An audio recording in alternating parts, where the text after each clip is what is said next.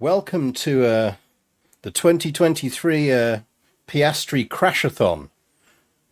We're up to 7 crashes for young Piastri so far this season. Entering Abu Dhabi, the last race of the evening or the season. This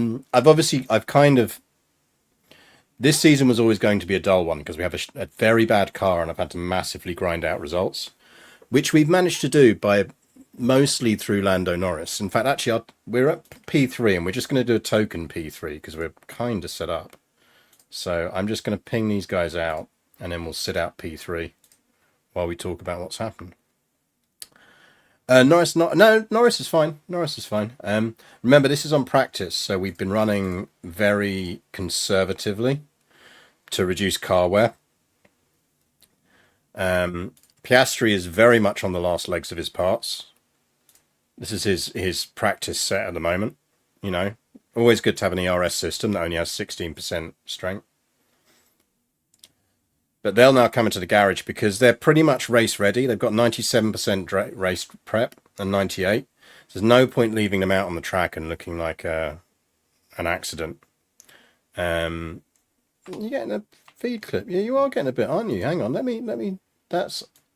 That's interesting. Let's resize that down and move that up. There you go. You should have everything on screen again now. There you go. That'll be because I've switched monitors around. But yeah, so how are we doing this season? I've tried to absolutely focus on just keeping the bare minimum work we can do on the car to stay vaguely competitive and really slam everything into design for next season. So we've been scraping 10th places. We've had a couple of 7ths in the rain where we've managed to undercut properly. We've just about got enough points to keep us in 7th place in the champion in the champion in the constructors championship, which is where our board wants us to be. So the real focus has been on next season. So I will show you the final rankings after this. How much sense does it make them to have them practice while not being able to really drive fast because all their parts are garbage in real life? Well, yeah, I mean, you kind of wouldn't do it, although in practice in real life, depends on how drivers drive, but often they will not drive to their full extent. Nigel Mansell was famous for being annoying the shit out of his pit crews by going out and doing practice, and then slamming on some qualifying tyres and doing a qualifying pace at the end just to fuck everyone up.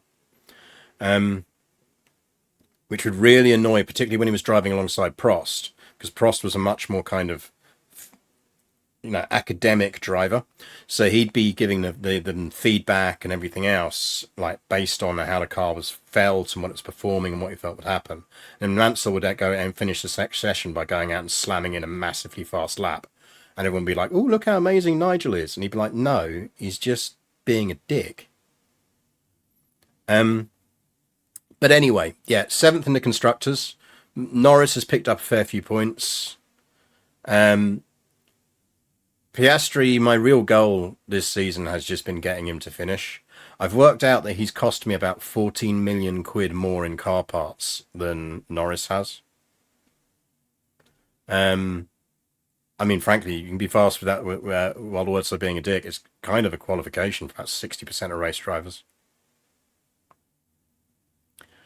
Yeah, 14 million quid more than Norris, roughly, in broken parts, which does mean I am kind of leaning towards us getting rid of him at the end of the season. I'm in two minds because he has kind of pulled it back a bit at the end of the season.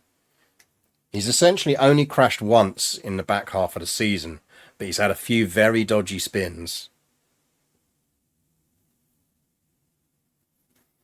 And of course, taking the money out of his salary, he only earns $1 million a year. I say only. HMS Troutbridge, thank you for the sub.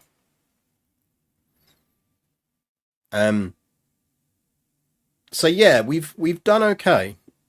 We're going to finish roughly where we need to be. And we've been slamming research into car. We've built up a bit of a pot of money.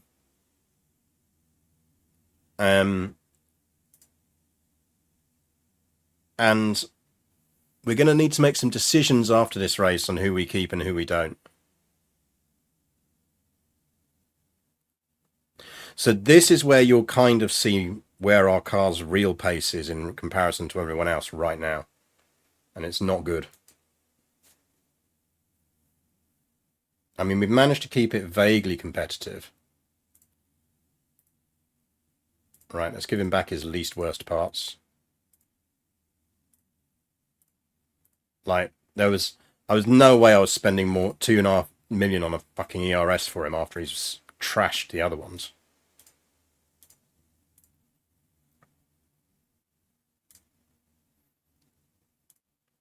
Whereas Norris is in a better position because we did take a point stump one race and just buy fresh parts for him. Because if you buy an extra engine or an extra ERS, each one of those you do is a 5-place grid penalty. So if you're going to do it, you're better off just buying them all in one race. Which is what we did to gear up Norris. So here we go. Qualifying. We're on softs. Flying lap. Start qualifying. It would be nice to get a point in this race.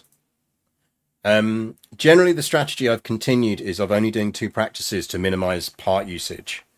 And we're just doing 1 flying lap here. So what I'm going to do is wait until most people are out, and then we'll try and slide out and slide it in. It's quite high risk, but it's really helped us not wear down the parts. And saving money has been so critical for this. I'm watching for Hamilton. No, Hamilton's not out yet. Ocon's gone. No, that'll do.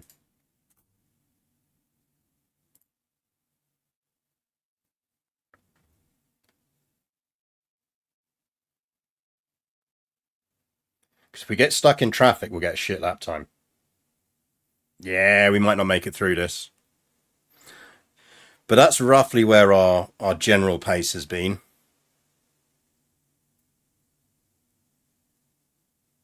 Yeah, I mean, being a Formula 1 driver is always relative. I'd expect us to drop to about 17th off of that. But I'm not going to bother going out again. There's no point.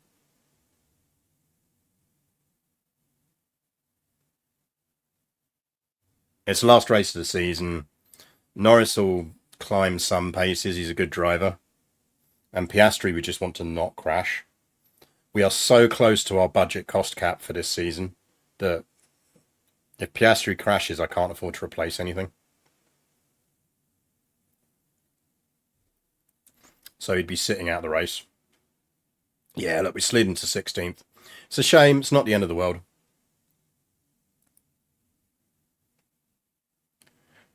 This isn't quite a dead rubber of a race for us, but it's not far off.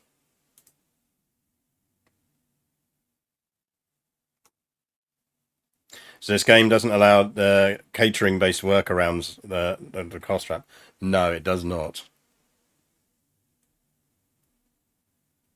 The Top Gear where Richard Hammond tried to drive an F1 car was very revealing.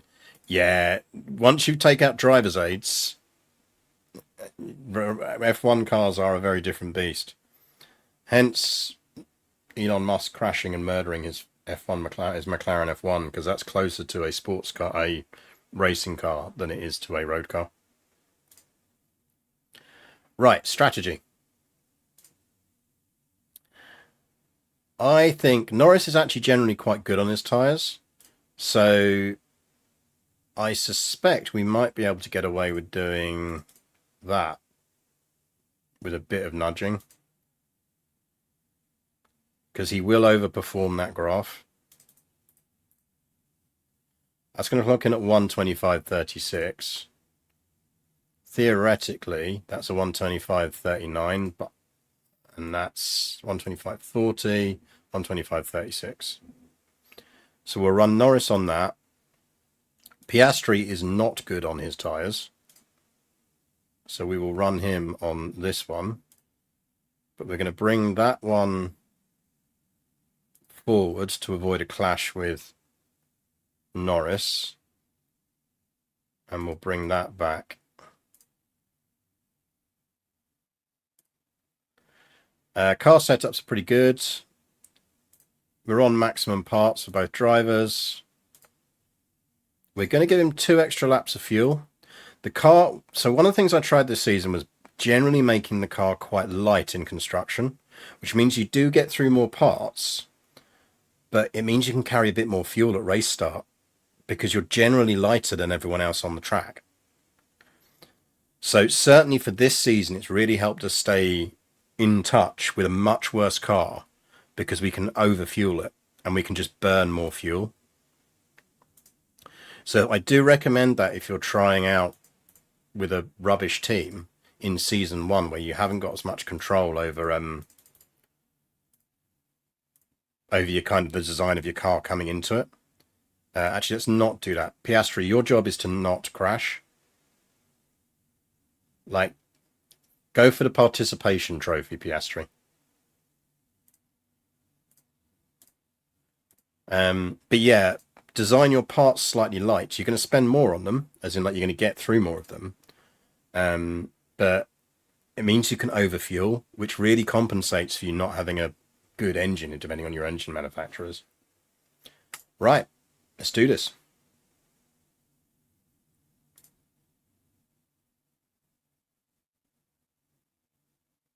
We'll watch the first couple of laps and any interesting bits. I'm probably going to run most of the race on 16. But let's get in close and watch it start. Not least because we want to tweak this and we're going to say always overtake. And where is it? Absolutely feel free to use ERS for overtaking.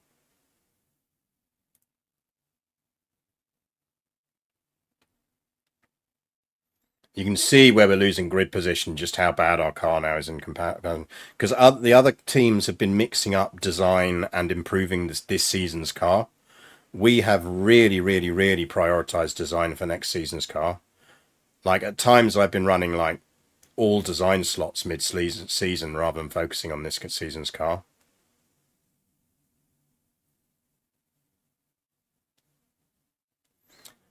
Norris, I want you to finish sub 15. Piastri, I want to finish you out. It's costing us more money. Pretty much.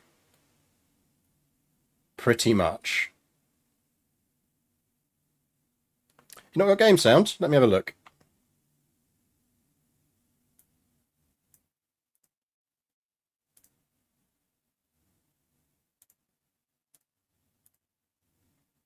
Yeah, it does seem to have lost your game sound.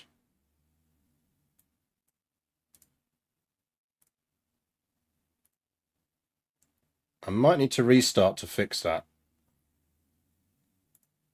I might get away with it by doing this. There you go. Should have it back now.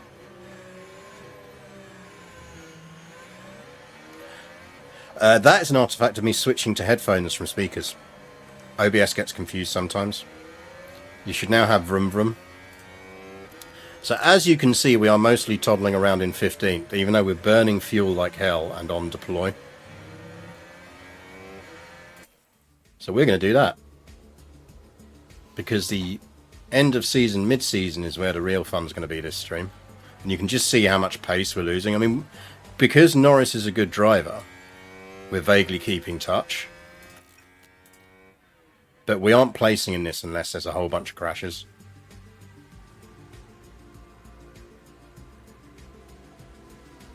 I'm just kind of hoping we cling on to 7th, which I think we should do, as in champion constructors. I think Haas would have to have a hell of a day to overtake us. I think it's Haas behind us. I think Williams are just behind us by 1 point. Well. Are you okay? Are you okay? Norris. Yeah. Here we are down at turn 7. Not a lot of wiggle room here. And there, the cars make contact. Who nudged me? They'll have to pick themselves up after that. We might not even have the parts to replace on that. As for the team back.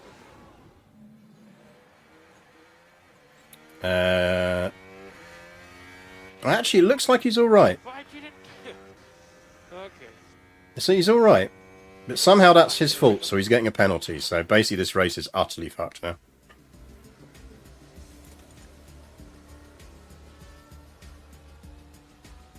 He'll still finish above Piastri.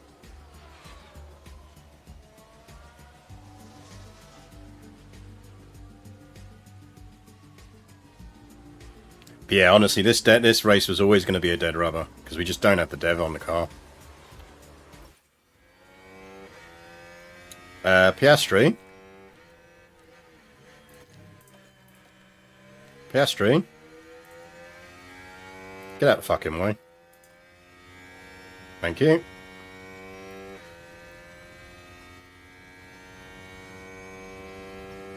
Yeah, I mean, that was absolutely not Norris's fault. I do not get how he got the penalty for that.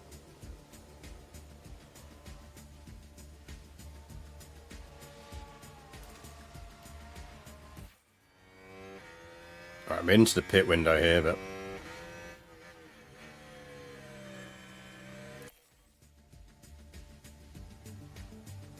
Like, we just don't have the pace in the car to make that back up. We can generally hold position okay, because Norris is a good fighter. Oh no, hang on, not. We're going hard. This is Piastri. But if we get pushed down the field, we just can't recover it. I'm hoping we'll have a bit more pace in the car next year.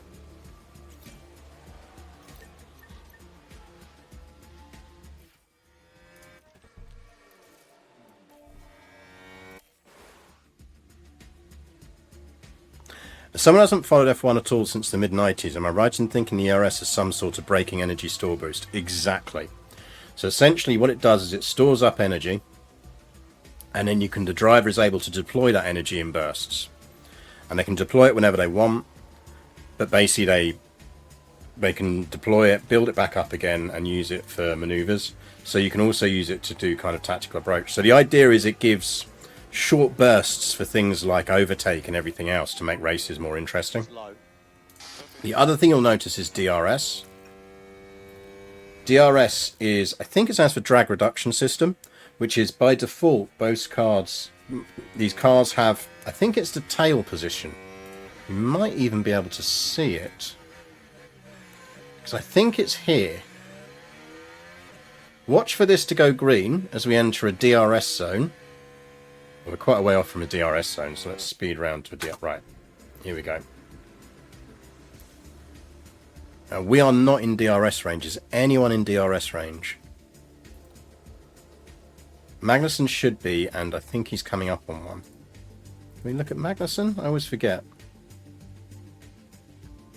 Don't think we can. We're not going to be able to see it, I don't think. But basically what that is on the mini-map,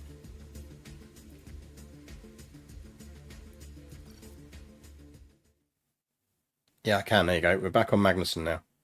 Watch his tail when he hits the DRS, because it should change. Because I think it's on the rear fin.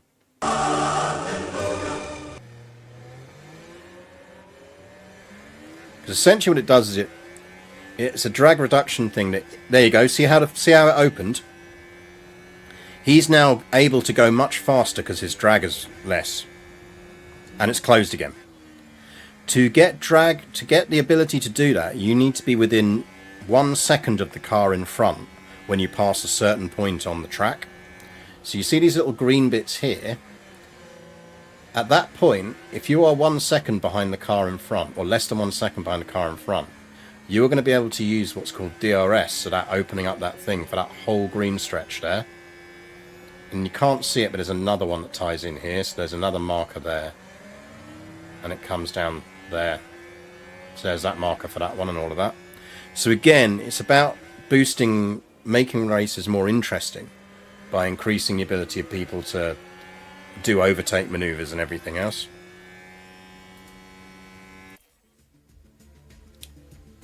So a lot of the time you're kind of looking to get within range of someone so you can DRS. This track is actually quite unusual for having them so close together. Often you'll find they're a bit more spread out. We should probably run with less fuel now that we've burned through all of our spare, but you've got some. Doesn't really matter. This is going to be like an 18th, 19th finish. Which will actually be our worst finish of the season, thinking about it. Yeah, your ERS is bust, we know. Shouldn't have slammed it into the wall, into the pit wall so many times then, should you? Well, we overtook Bottas. Here we are, going into turn 9. The opportunity begging to be taken. Can land. If you really enjoy F1, particularly the kind of that early era, highly recommend listening to there's a podcast called Bring Back V10s, which does kind of like individual episodes about different parts of F1 history, and it's really fascinating. Cannot recommend it highly enough. Right, how are we looking on our pits? Yeah, we've got a wild tool window. Wild tool window. I mean, if Norris can finish top 15, I will be very happy with him. But I don't think he can. As I say, we just don't have the pace in the car. Especially as Sue and Zhu and is it Xiao? Are, they've been DRS training each other. Oh, he might do that. 15th. He might even unlap himself. He has unlapped himself. That'll change when he pits, but... Right, you're on optimal. You're overdue, so actually we're going to bring you in. I missed that. How far behind? At least 20 seconds there. You can come in on the same lap. And you're going on to softs as well. Do you see what I mean about how Norris overperforms his tyres? Yeah, so we're back out in 19th. I suspect we'll get 17th maybe at finish. We've massively overspent on fuel for you. So you're going to have to run lean for a while. So we're in DRS range there, so you will be getting DRS on... Yeah, there we go. Gets Bottas again. But even there, you can see we're just not making the time up.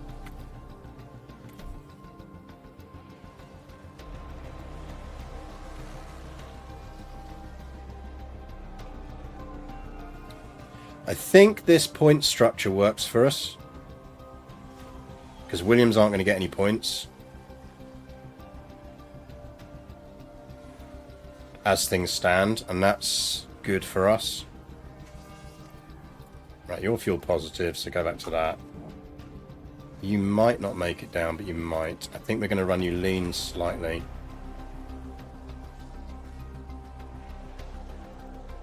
And do some deploy. Normally I wouldn't speed through the race quite this cavalier, but... You got balance again, you should be up. There you go, positive.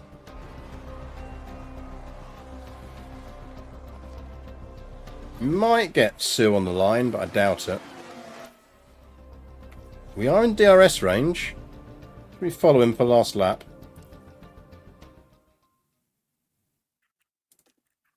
Attack. Go full on. Stay close. Go on, you can get him.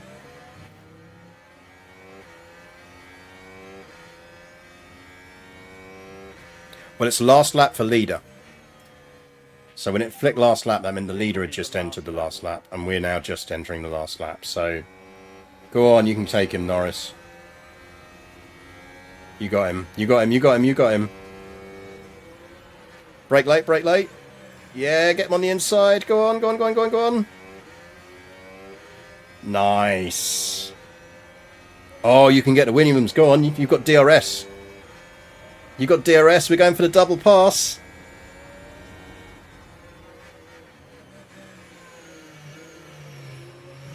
Top work. This is why we're definitely keeping hold of Norris. Norris is a really good driver.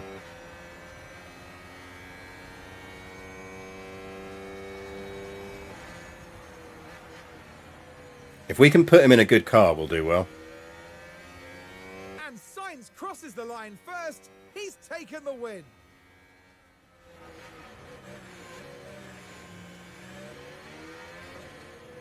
And we won't catch Zhao.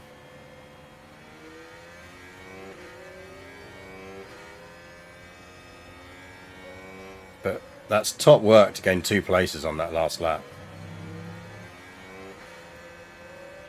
That makes it semi-respectable, given that he got knocked out.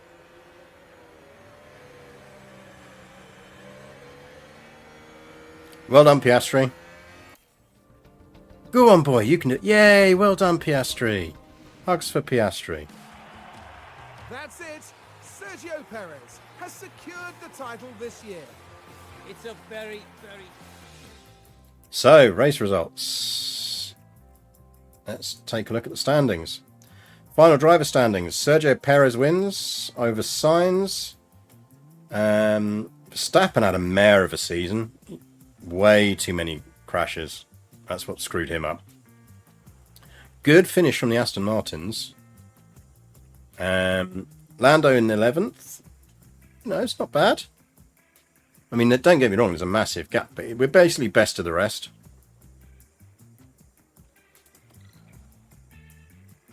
And we did it. We held 6th.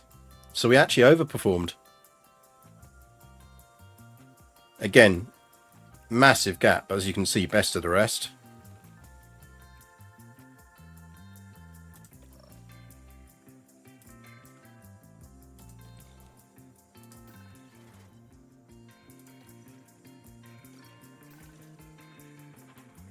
Bit more money. So, car parts development gets locked there, which I think means we're just going to miss out on getting one more in. Might be alright. Oh yeah, because it's only the design it cuts out.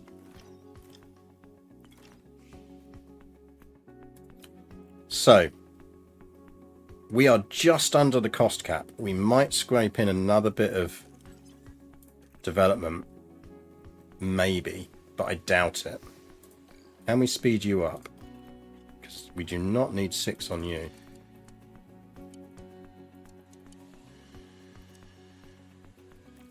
Because all of our research has got to be done by... The maximum we can bring that in is 8 days. Yeah, we're not going to get any more research in. I'd be very surprised if we get anything in. And I think we've actually blown all of our budget anyway.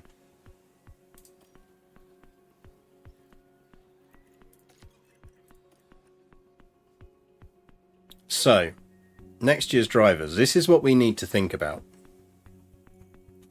So, we have Lando on a ridiculously good contract.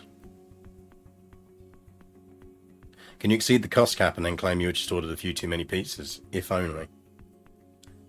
So Lando is staying on car 2. We're only paying Piastri £100 a month. We can break the shit out of that contract.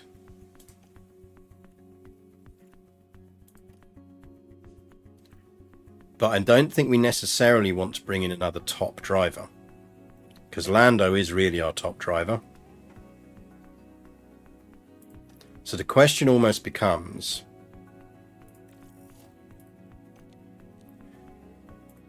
do we also need to sort out our reserve position. Do we get a veteran driver to kind of support Norris, who will hopefully be less crashy, but isn't going to be stunning on the track? Because we don't really need to develop young talent up in Oscar anyway. Because our goal is to do female F1 champ. So we're going to cling on to Norris, and we're going to eventually stick a woman in that car anyway, hopefully Sophia Florsch. So I just wonder whether might be better trading him out for other people.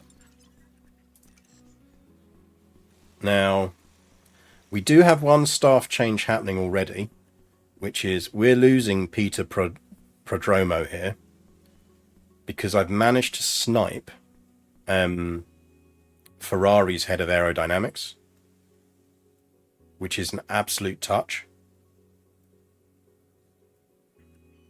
He was dissatisfied at Ferrari, so I've been able to get a contract in for him. Who didn't create? So the question becomes, drivers wise, if we were going to spot him for another driver.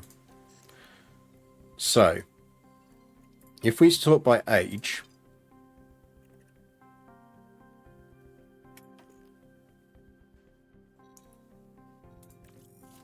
let's just see what Alonso's up to. Not convinced I want Hulkenberg. Hulkenberg's crashed a lot this season.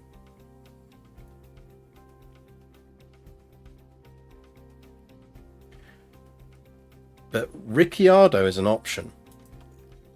Because I know already from scouting him already, his contract actually expires in 4 weeks. We could, and he's the reserve driver at the moment at Red Bull. We could give Ricciardo a seat. Yeah, we bring Rick back to McLaren. Now there is the tantalising alternative, but we'd have to pay a lot for him. Because guess who else's contracts went up in 4 weeks?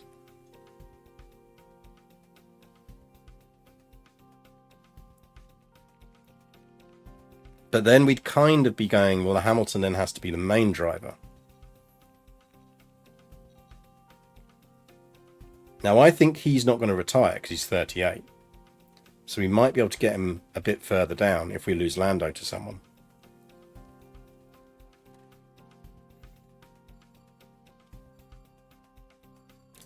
So let's get some scouting on Alonso and see what he's on and whether he'd be interested, because he does say he's open to negotiation. I will bet you his contract's up.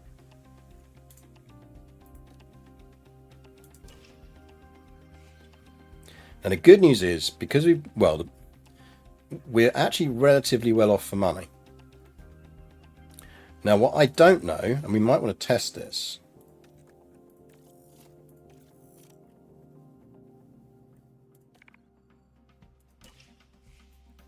right.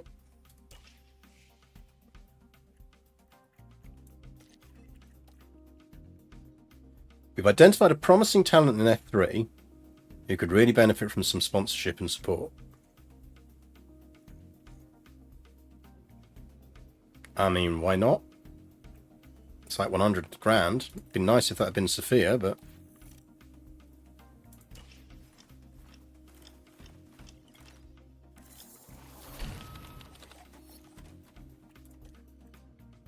Now the question is whether we'd get another chassis research in, but I don't think we will.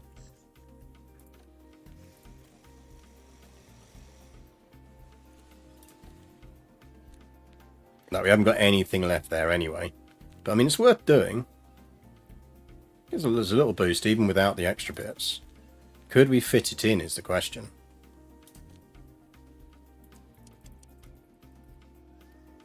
If we had 6 engineers on that, I reckon we could. I reckon we'd just get it under, because that's the third.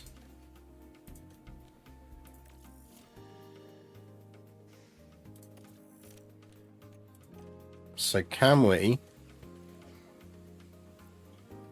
take an engineer away from that? That wouldn't reach in time. Oh, it just wouldn't reach.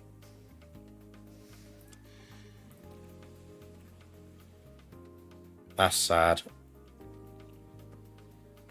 Could we get a chassis in? Or suspension? Are they quicker?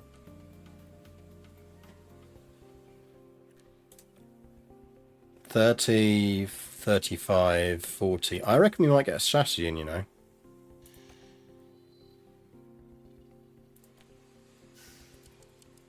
Yes. Right on the nose. Which leaves us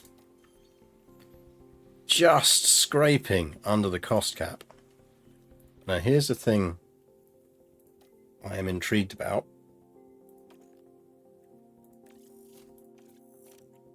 Does upgrading our facilities count towards the cost cap? because I think it will. Right, helipad's in a bad condition and needs improving anyway. We might as well upgrade that because that increases payouts and attractiveness. So let's do that.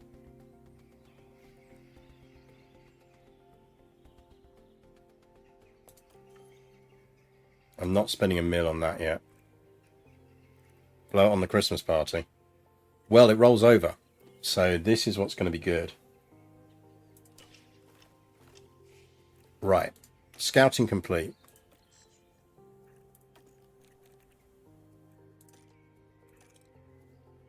Oh, we don't get his contract range off the short scouting. That's annoying. He is open to negotiation. Why do we need a helipad? Haven't you got a helipad? Who doesn't have a helipad?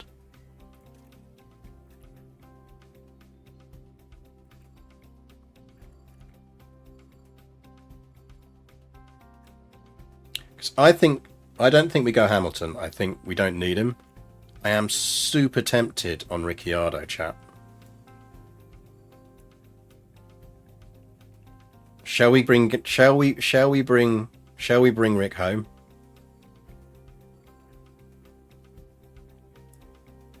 I'll tell you what, I will do a poll.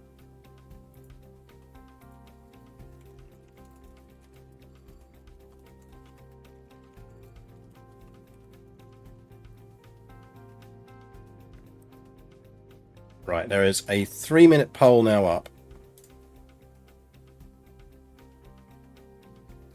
And let me know.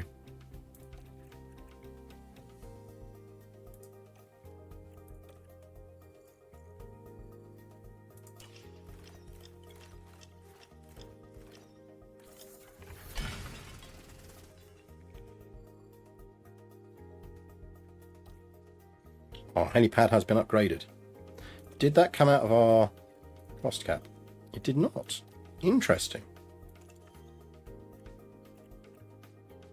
Is everything else right? Let's at least refurbish stuff. I think we're just going to refurbish this stuff for now. I am really tempted to improve our weather center. Maybe see if they add some y-axis info at the later one. They don't. Spoiler alert. That needs... Oh, that's annoying. We've got to refurbish that.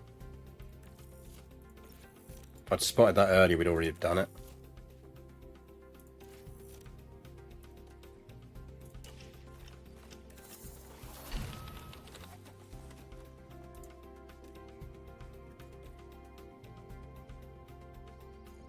Right, we're not going to get any more research in now, so...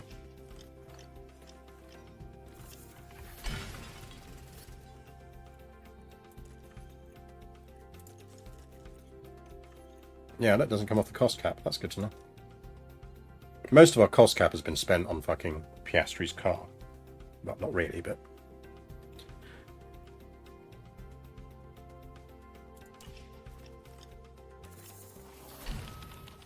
Are there any mods that add it? Not that I've seen. Annoyingly, they don't make this fully moddable. So you have to kind of hack the game a bit to mods. There are some nice ones that I'm keeping an eye on.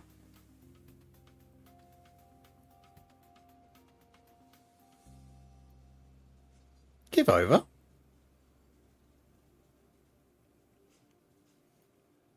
I think we will be a better car at the next Grand Prix. But that's a big gamble. So I'm just going to say in time.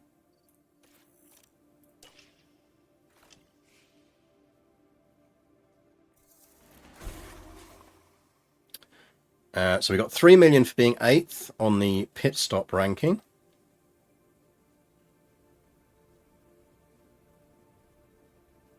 Apparently we did manage to get the fastest pit stop.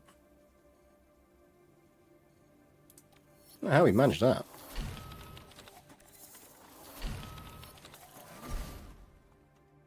Well done, Piastri. Slow clap for Piastri, everyone.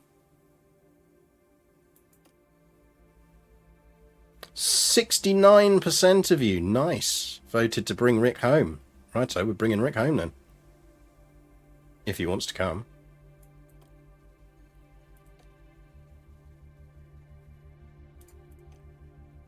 8th got us... Yeah, we didn't know that already, didn't we? Yes, we finished 6th.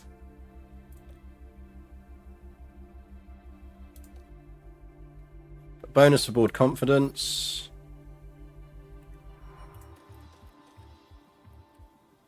Right. So, driver contracts.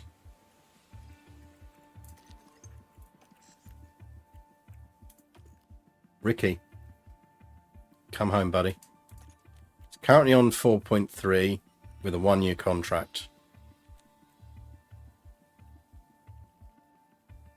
I reckon we can offer him a 2-year contract.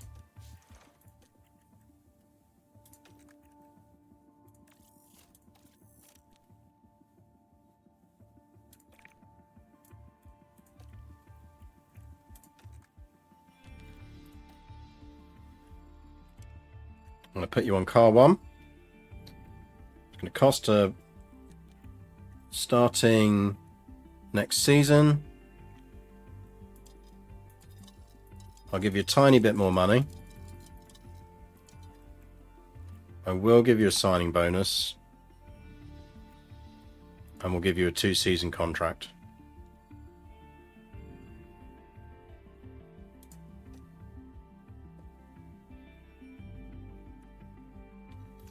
He likes everything apart from the salary.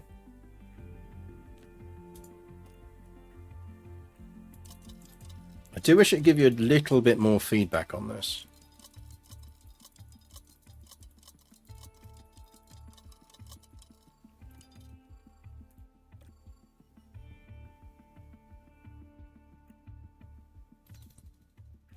I didn't mean to offer you 4 seasons. Did I accidentally offer him 4 seasons? Let's not offer him 4 seasons.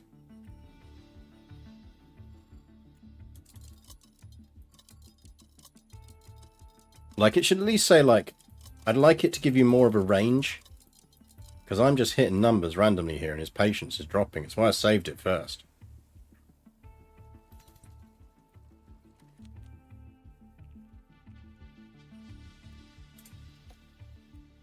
So he wants 3 seasons.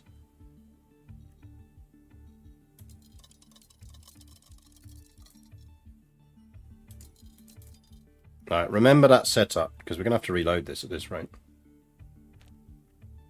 Look, I'll tell you what, I'll give you a bonus of 150,000.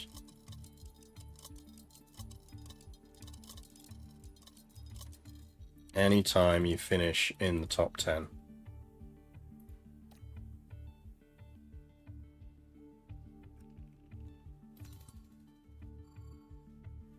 Like, that's not what I offered him. Is this essentially what he's saying he wants?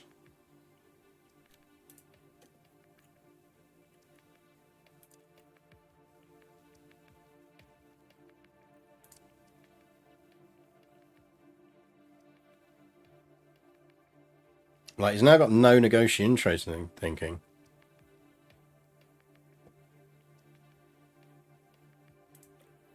Is it possible to say? Yeah, it is. The problem is, they do need to work on this.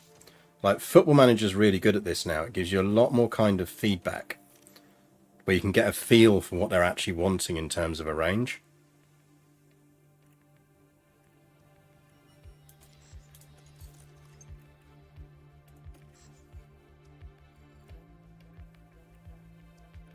Because there's a point where, like,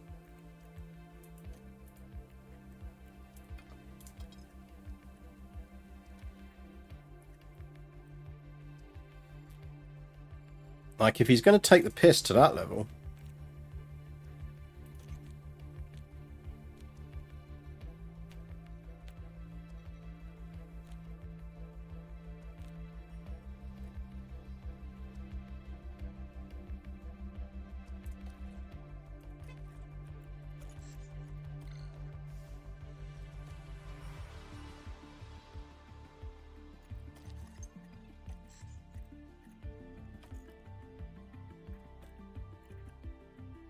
like, you're getting 2 seasons.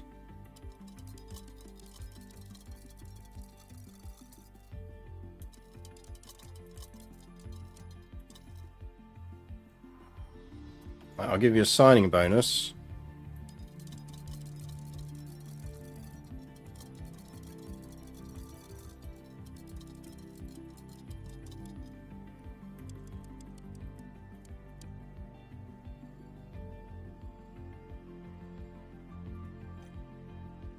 Feels busted. Yeah, it just needs more feedback.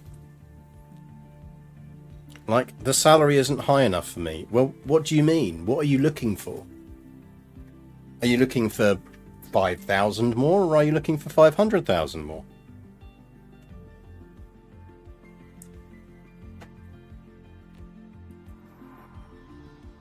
Like, I can't mentally at the moment do a proper comparison. Yeah, or 5 million more. And the patience is ticking right down each time, so you're just not getting the feedback, you know. I'd rather, like...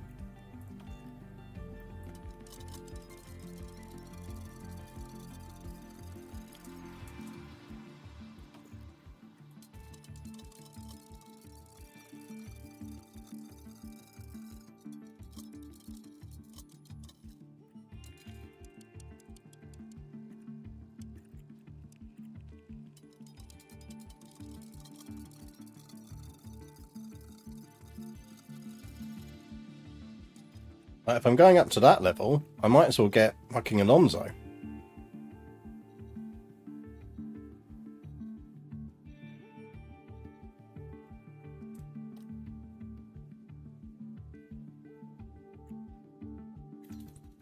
So Alonso wants 3 seasons and more than 6-9. I don't think Vettel's in this. I don't think he's in at the moment. Should give you an actual count off that you can accept and then negotiate against. Exactly, which is what Football Manager does. It goes, look, here is the counter offer. And then you're going to go, nah, it's too high for me, or yeah, I'll accept that bit, or I'll give you a bit more of that, or a bit more of this. Like, you wouldn't do this in a regular contract negotiation. You wouldn't just sit there and go, nah, it's not enough for me, mate. The person would go, and how much would be enough for you?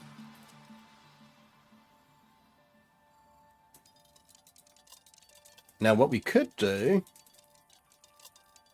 is try bonusing him. See if he'd be a signing on bonus would be enough to persuade him.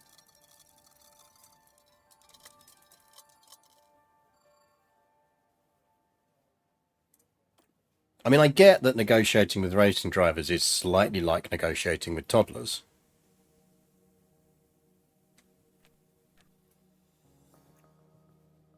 I didn't offer you 4 seasons. The game keeps fucking on that.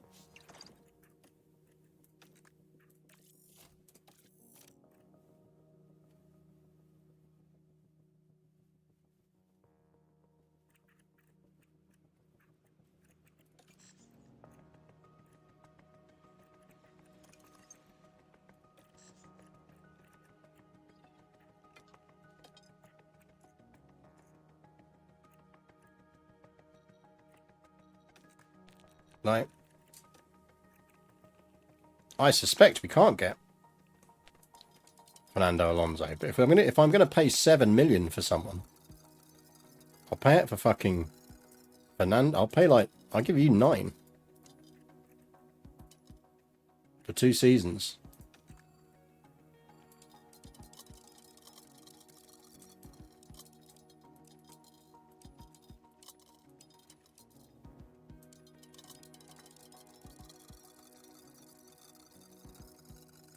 Mind you, we've got to pay a lot to cost break the contract. Let's not do that.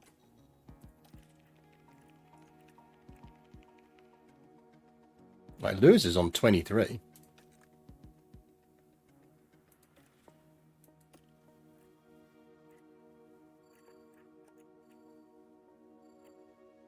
You're replacing Norris now. That's the thing, is I don't want someone who outshines Norris.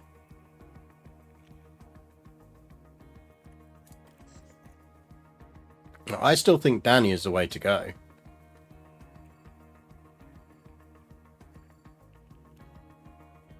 Not sure I want Nico's just not good enough. That's not a trade up. Danny, we're theoretically trading reliability for youth.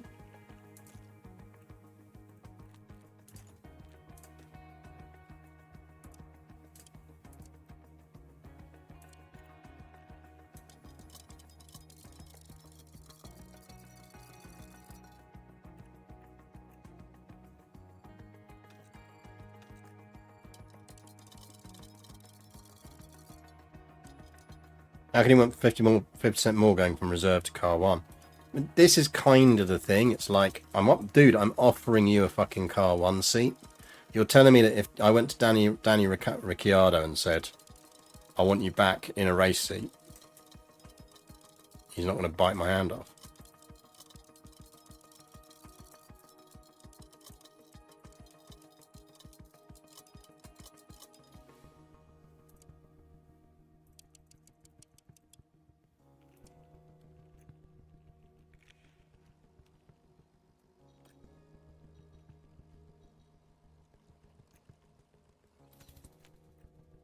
Salary isn't high enough. Yeah, but what is? And why does this now say 3 seasons?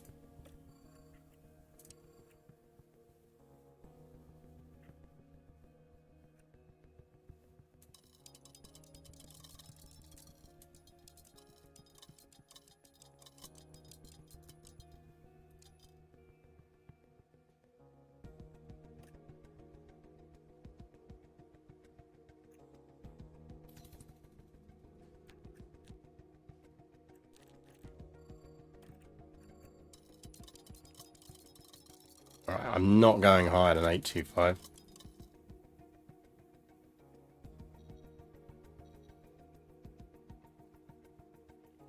Right, that's the best I'm going to offer him.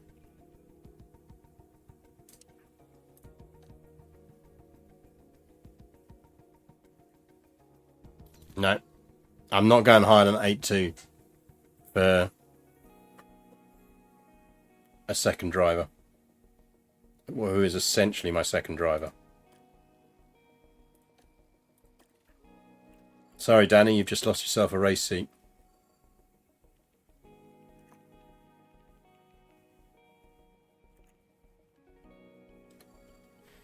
So who do we go for?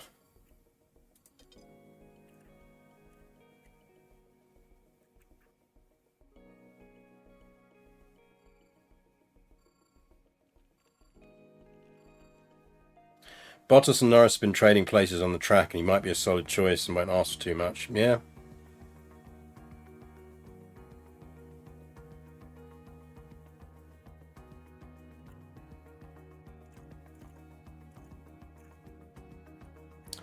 I mean, we could trade youth for youth. Theo Poircar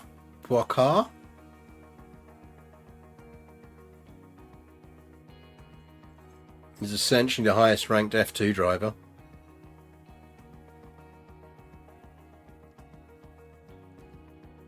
Poircar.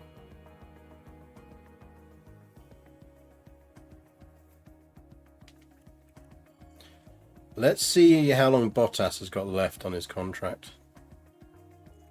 See what a break would be on Bottas.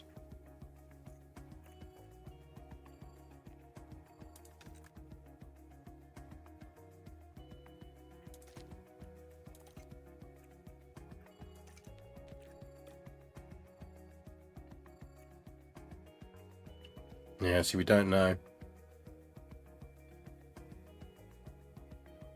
Get Giovinazzi back on the grid with his amazing hair. I mean, that is one job.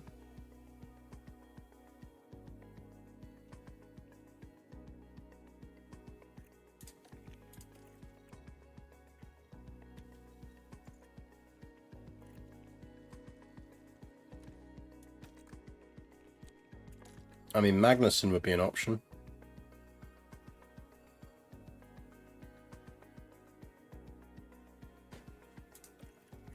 The main problem with Bottas is he's at Ferrari. So while it says he's open to negotiation, he's going to be on an absolute wedge.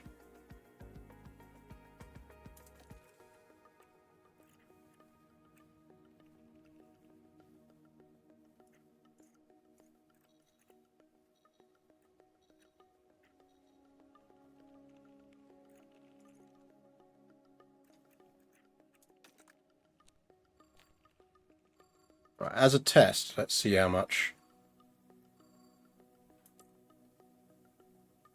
2 years.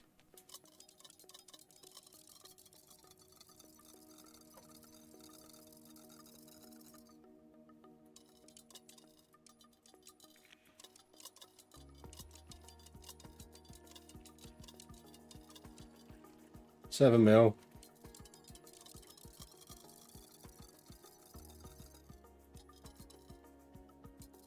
Do they have guys currently assigned to IndyCar in the game? No, so currently they restrict it to F1, F2 and F3, which is a bit of a problem. It's why you don't have as many women drivers in there, because if you had it expanded out to things like Indy and other bits, you'd get a lot more female drivers in there.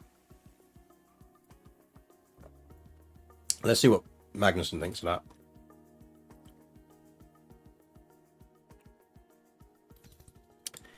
He would drive for 7.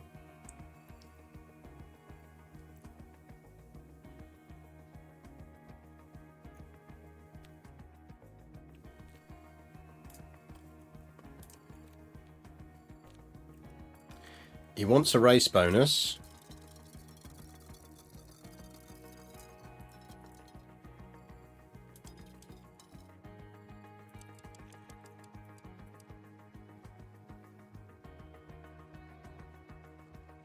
Right, this is a test to see what we'd need to get Magnussen.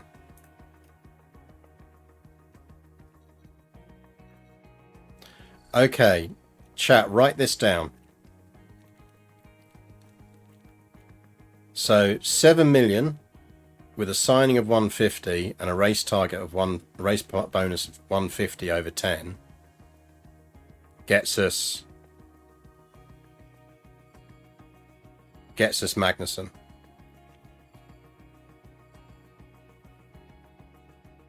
Well, yeah, if you've got a salary of 7 mil, what does the race bonus? It's an incentivification. So that is one option. So remember that for Magnussen, because we're going to load this in a minute.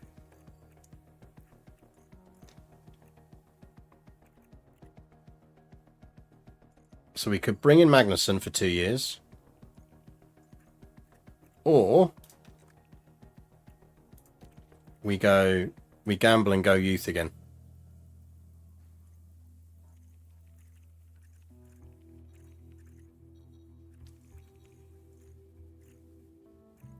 So we could bring in Theo Porcher.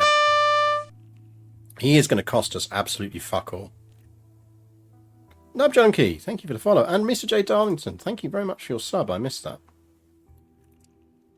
So we could easily get him for like 4 seasons, 3 seasons, on a salary probably of something like that.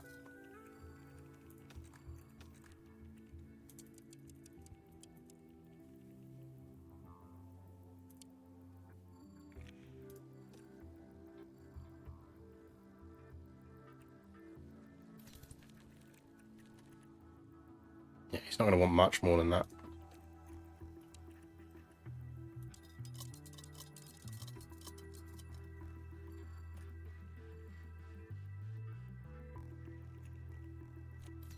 Come on. You're about to do yourself out of a ride here, Theo.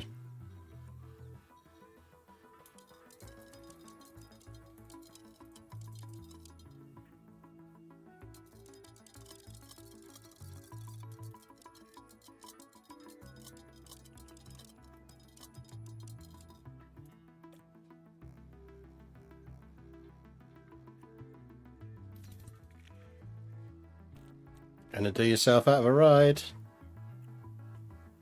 You're 20. You're 20. How are you considering retiring soon? No, sorry, chat. I refuse to hire a fucking French kid who thinks he's got an old soul.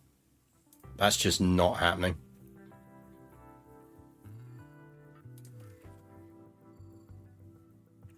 Just means too long of a contract. Yeah, I know it's the game being stupid. But you respect some. I mean, to be fair, if I earned like a couple of mil, I probably would.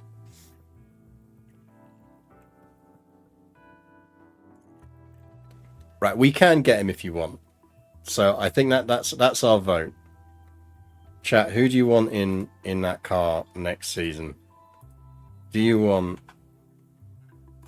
Remember, it's car 1, but it's technically driver 2. Can be... Theo or Chair. Or we go with the experience, stabilize it all, do it properly. Like, he might crash as much as Piastri was doing, and would have just traded in Piastri for nobody useful. Or do we go Big Kev? 2-minute poll up now. Can you move them between car 1 and car 2? I'd have to offer a new contract to Lando, I think, which I'm really reluctant to do because we've got Lando on a ridiculously good contract.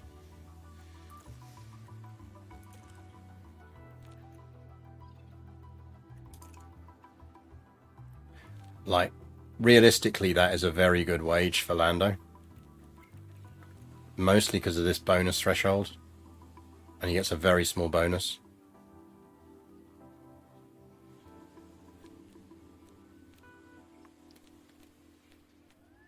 Lando is our primary driver. What we'd probably do is, when in 2 years' time, I mean, I think whoever we put in car 1, we're binning off after 2 years. Because I think at that point, we try and keep Lando and move him into car 1. I think we try and move Lando into car 1 in 2 years' time. And then hopefully we can bring through a dev driver.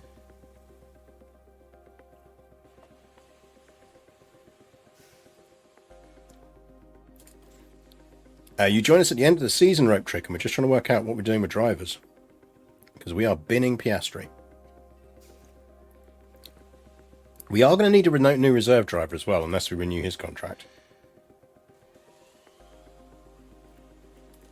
I mean, I'm paying you to sit on your ass for $1 million.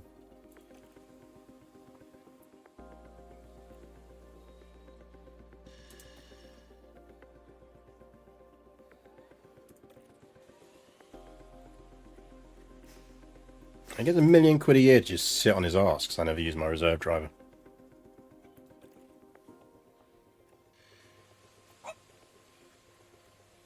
It's not a bad life, really.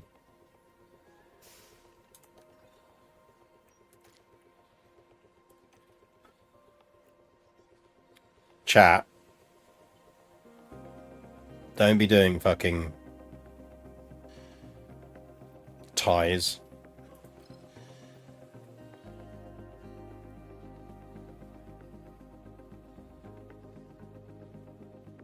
K-Mag in the seat, poor careful. That would work. Yeah, let's give K-Mag the seat. I just like the idea of not crashing the car. And he should crash it less. Right, we're going K-Mag. We're going to have to load because he's pissed off because we walked away.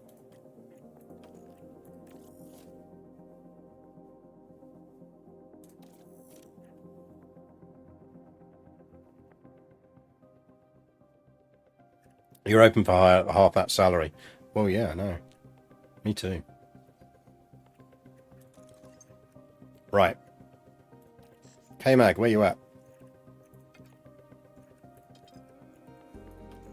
K-Mag, congratulations. We want you for 2 seasons in car 1. And we're going to pay you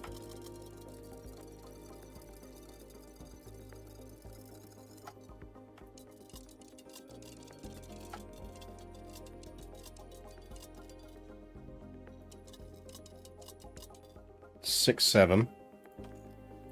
You're going to get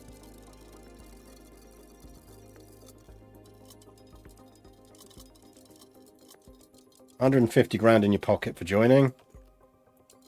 You're going to get $150,000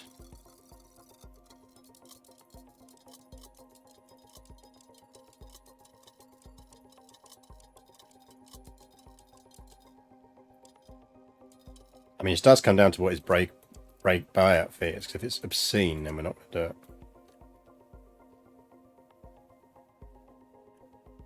Bosh! K-Mag. How much is that going to cost us, though? I'd like to know.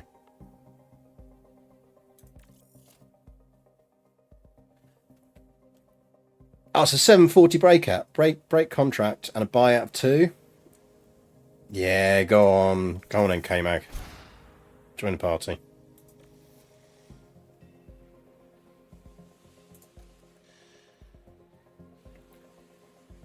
And the only one I want to have a look at is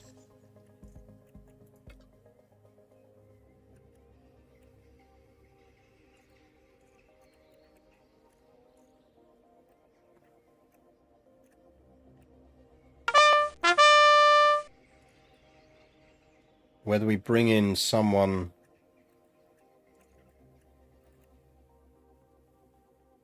So we got her bookmarked. She's terrible at the moment, but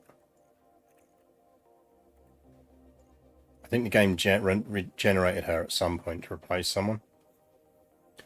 Chrono Snap, thank you for the follow. Shall we see if we can get our Frenchman in for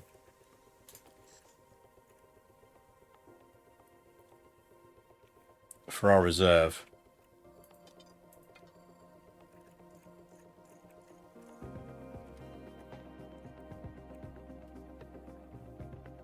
We could have got Mickey.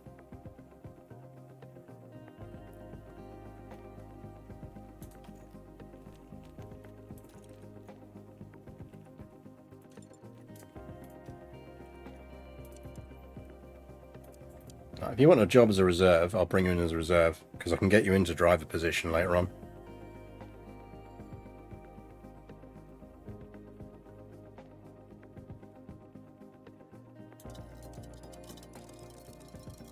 I'm paying the other guy like a mil to sit on his ass. Do you want a mil to sit on your ass?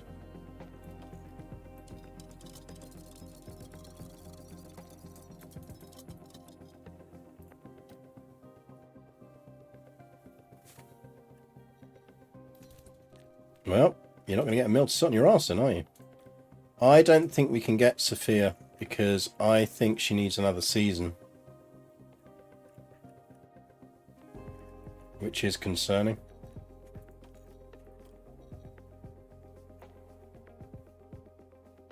Catch up game. Come on. Game.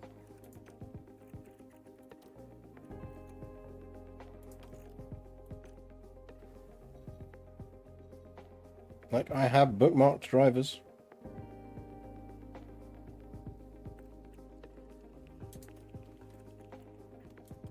Thanks, game. Sort by name.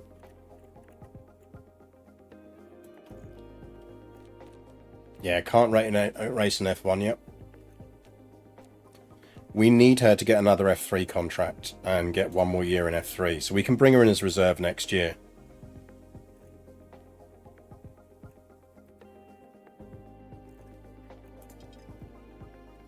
Are there any dirt cheap youngsters we can bring in as a reserve? Because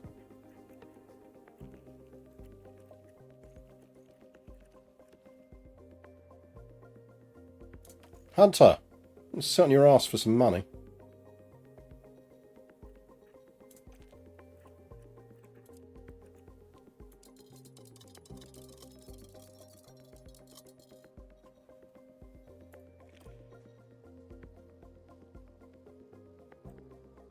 Hey!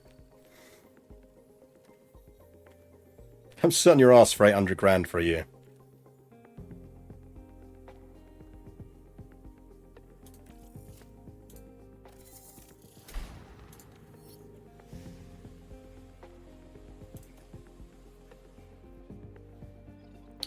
Right. Staff. Do we want to replace anyone here? So she's getting better, and this is kind of part of our going full female team. Does Mum sign the contract? Yeah.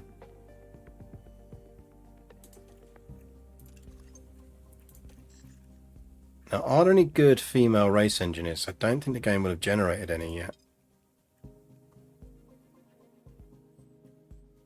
Oh shit, Bonington's open to negotiation. And he's out of contract.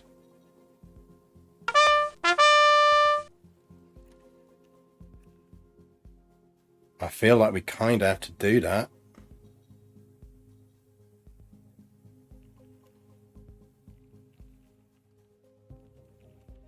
What do you think, chat?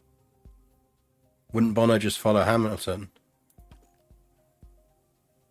I mean, he would, but if we could get him...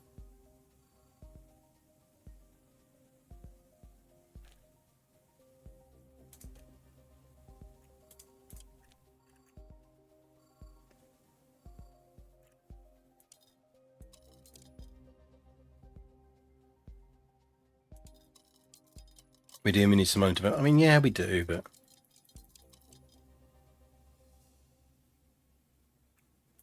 Let's offer him a slight pay rise.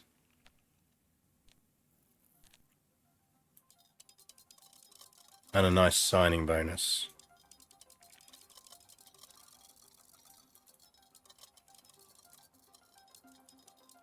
If we lock him into the team, we are laughing.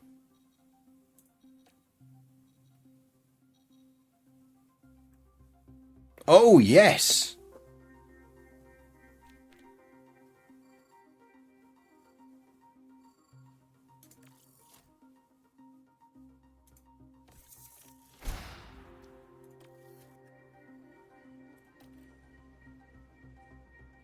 Okay, we have a solid staff set up.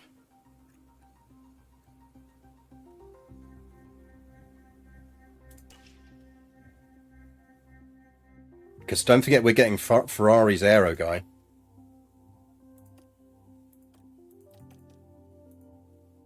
Okay, thank you.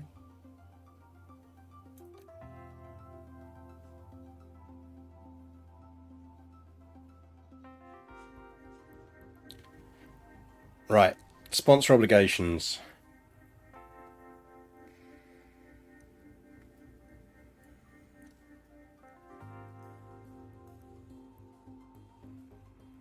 We've got a really nice backroom setup now.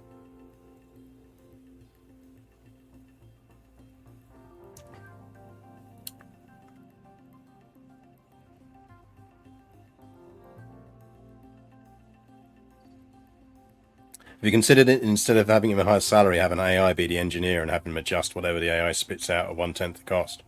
I could just use a website to do his job. Right, merchandise units. I don't think we're going to fuck with that.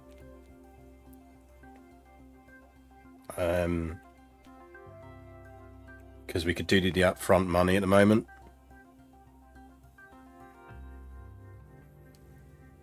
Weekly driver development boost is reduced for the week of each event. That's not a problem for us at the moment because we are not that fussed about developing our drivers because we've got Lando and we've got K-Mag. So I'm thinking we might as well up that. Because we're not fussed about whoever that idiot is we signed in reserve.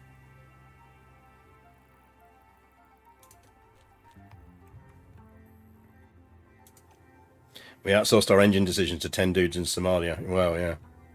Race hospitality, that's the pit crew's performance. I'd really like us to make a push on pit crew ranking this year.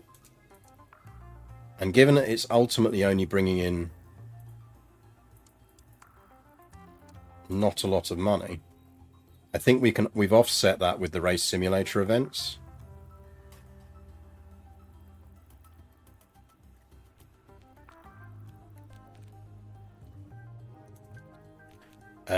Race day factory event. I'm actually alright having a few of these.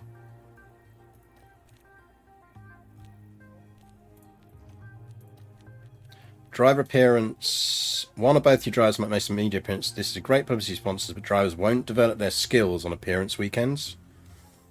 I'm not that fast about K-Mag developing his skills. So we basically say, okay, Oscar Piastri and Carl, that will be K-Mag, remember. Do like 7 of them. Do 10 of them, I don't care. It's K-Mag, we're not fussed about him developing.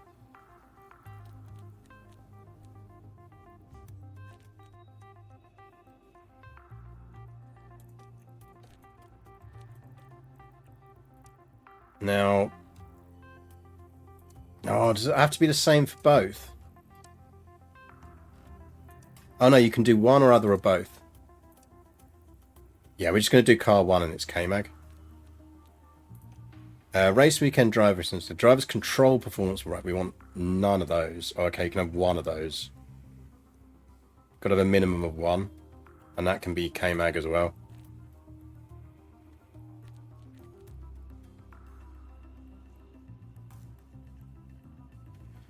So we're going to get pre-season lump of 27 mil. Piastri would have done less damage this season. He'd been on media appearances every race. Yes. He probably wouldn't. He'd probably would have crashed into the sponsors.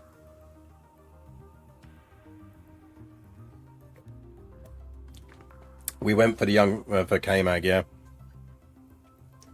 Is there an actual difference between driving car 1 and car 2? Well, theoretically, car 1 is your primary. But in reality, no. Does merchandising scale nicely? Well, we'd be getting a bigger hit in pre-season. So that's going to give us a, what is that, a 5 million positive.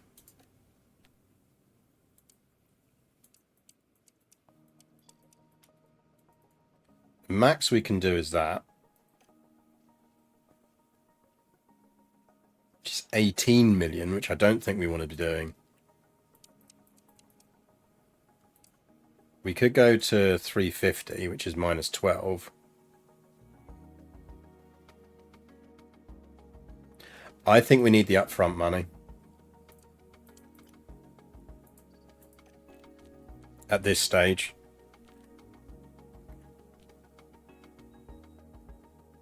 I think we're going to go with that for sponsor obligations.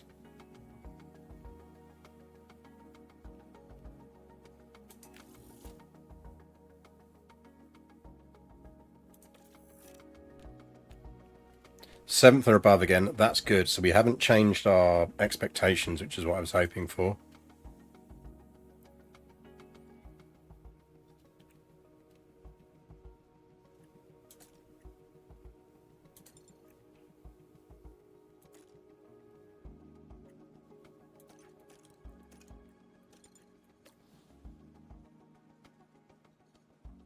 Hold up, did our starting balance not roll over?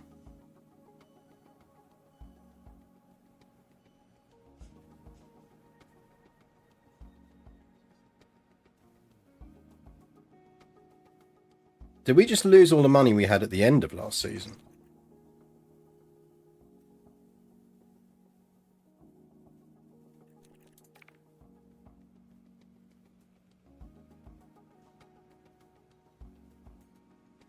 Because if that cash isn't going to roll over, I'm going to go back and spend the fucking cash. On facility development.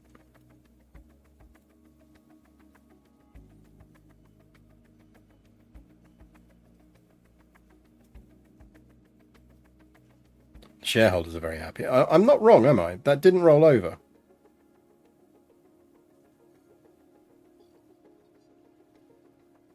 I'm sure it used to roll over.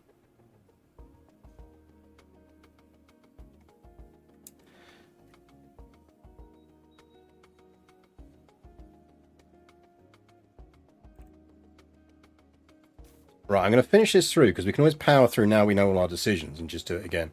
I think we're going with the Red Bull power... Well, the Merc, maybe?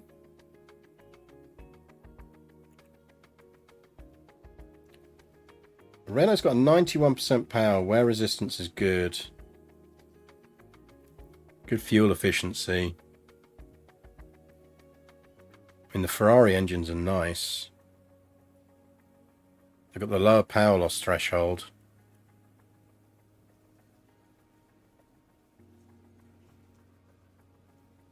With a much higher wear resistance.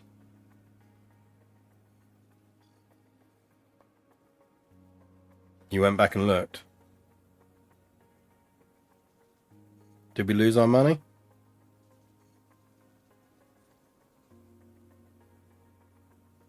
Yeah, that's what I'm thinking. On the 31st of December, I had 26,999. Let's get through this screen and see what holds on. Their ERS durability is good. Their gearbox durability is low, but they've got nice fuel efficiency. I think we're going to go Ferrari engines.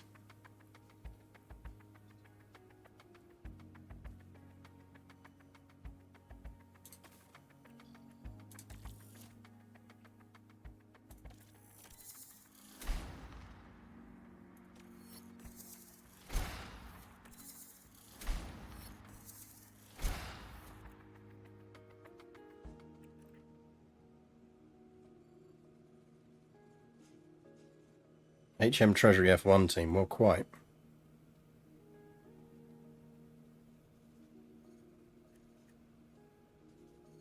Why have I still got Piastri?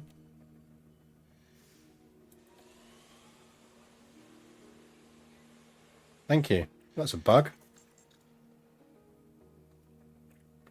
Right, we're going to save this.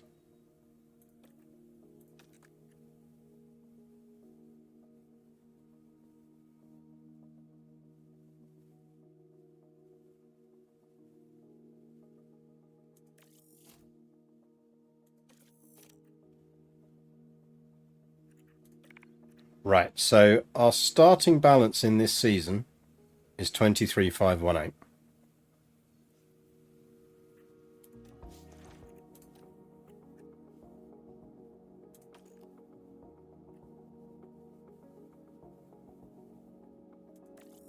Piastri never leaves. He's found by the pit crews chewing on nut. He's basically just like kind of runs around with a That's probably the wrong one, isn't it? I'm just going to load the same save I've just saved because I'm an idiot. I want that one. No, don't delete. Load.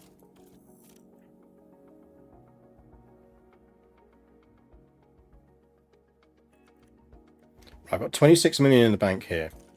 So theoretically, I could do this. I'd still have 8 million left. So I could refurbish that. Still got 6 million left.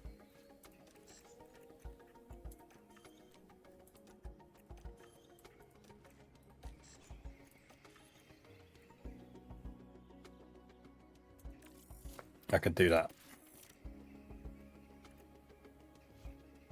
Piastri's actually 3 pit crew in a trench coat. So I could do all of that.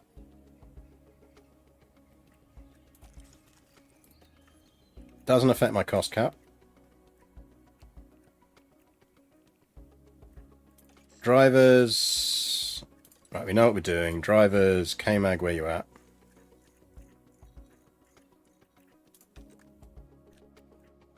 Proposed contract, car 1, 2 seasons.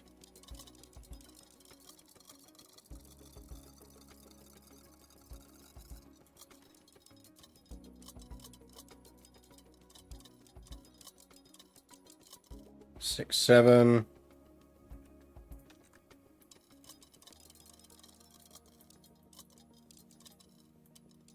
Like the glitter sound effect for spending money. It's good, isn't it?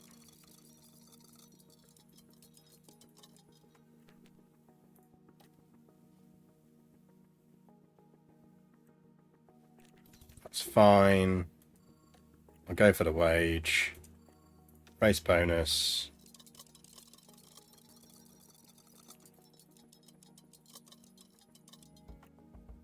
$100.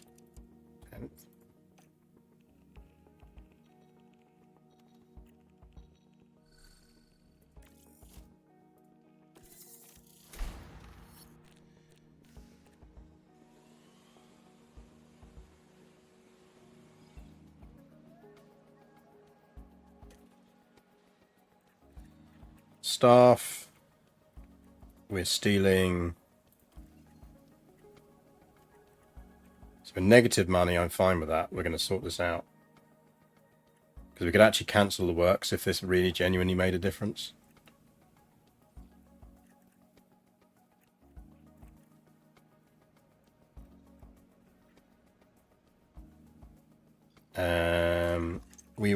want race engineers. We're going to steal Bonnie. We're going to get him for about 2.1. We're going to get him for 4 seasons on car 1. And give him a signing bonus of 500. So 4.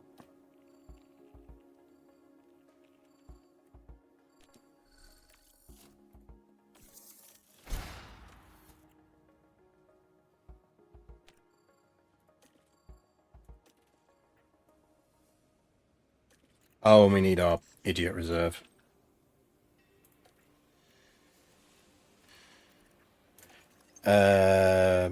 Drivers. Age. Where you at? Hunter. Pros contract. Reserve driver 1 season. 2. We can break it anyway. 600. Signing on bonus. 100.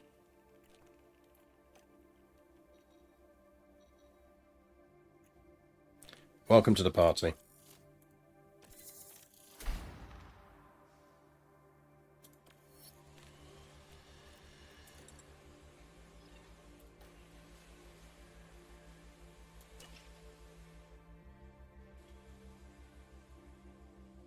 So we finished the season on minus 514k.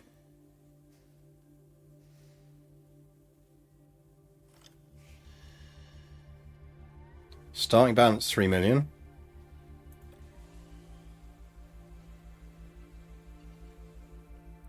Sponsor obligations.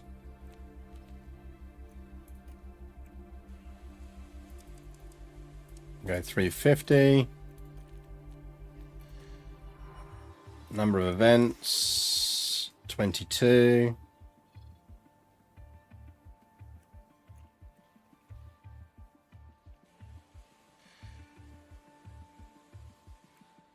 So all about the cash. Pit crew we want down. Get a strong hook on someone, yeah. That, I mean, really need it. Factory day event. Yeah, have 5 of those. Driver appearance. That's K-Mag. Have them at every race for all I care.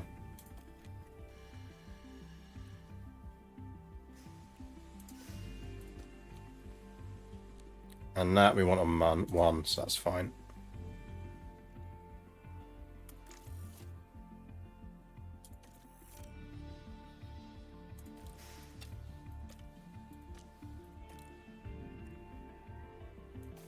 Ferrari engines.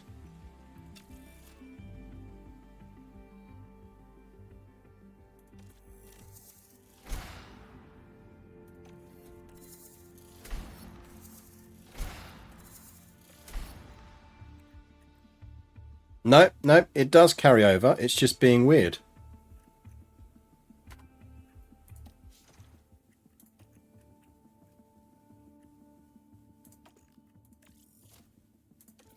It's just being oblique in how it explains things.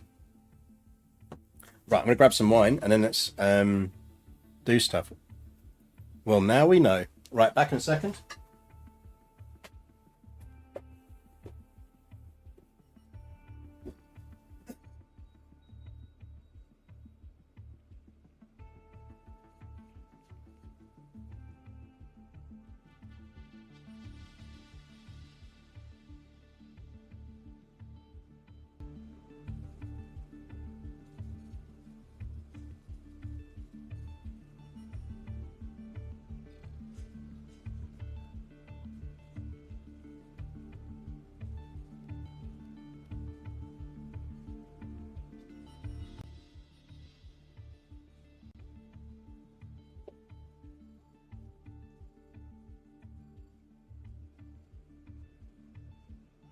So yeah, so it just doesn't clearly the sponsor money has not landed yet then.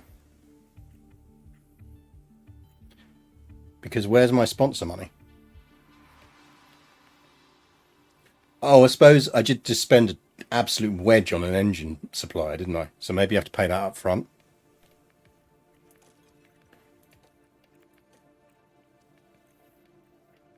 Which would make sense.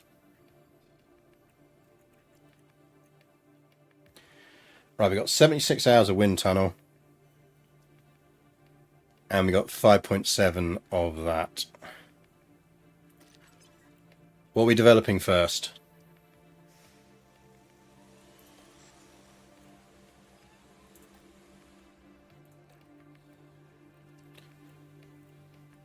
What takes longest, theoretically? Right, I figure underfloor and suspension we want to get going. And we don't want to overspend on this, because we're going to get a bunch of research in. So I think we're going to do lots of... Unless we go big on underfloor for our first underfloor. And accept that underfloor 1 is probably our starting underfloor.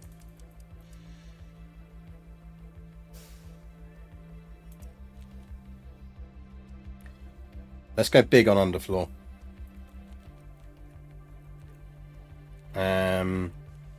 So I'm going to do this. So this is what I've been doing on the other bits, is I drop it by 1 bit of durability and you gain a bunch of weight.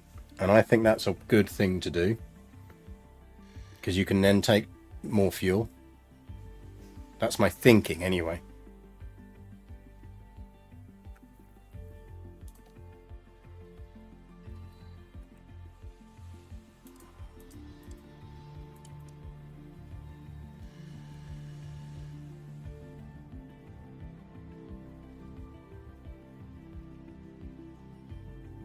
So Bahrain is in 53 days. If we're saying that this is going to be our race ready underfloor 1, we're going to want it in 39 to get it in the car in time.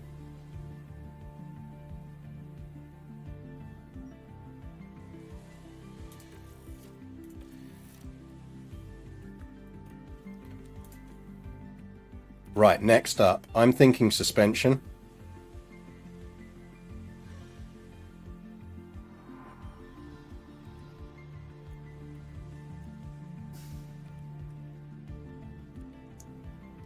Or do we go chassis? Chassis is theoretically quickest to do. Actually, rear wing probably. Let's reduce that to 5. And we'll go 8 on wind tunnel hours.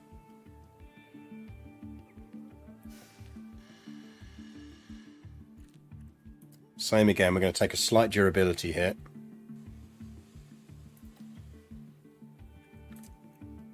Two engineers on that gives us 39 days.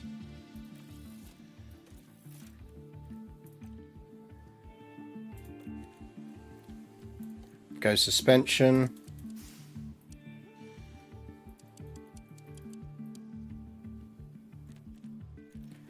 Yeah, our suspension numbers are quite low. Thing is, we're going to get one more round of everything going, so we need to just not overspend before the ATR period's up. Again, we're going to drop.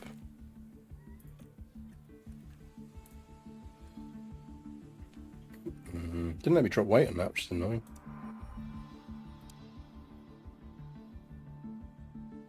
Okay, 34 days. Front wing.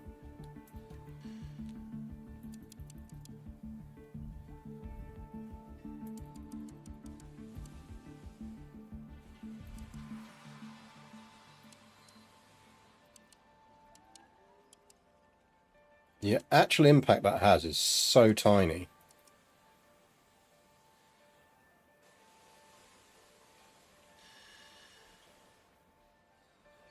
Do it like the initial days race and finishing it 2 days before. You can crash build parts. It's just really fucking expensive. Drop the weight. I mean, it's the front wing. We're going to get through a lot of them, especially with these early race parts. CFFD hour impact. I mean, that's the other good question. It's not huge, you know.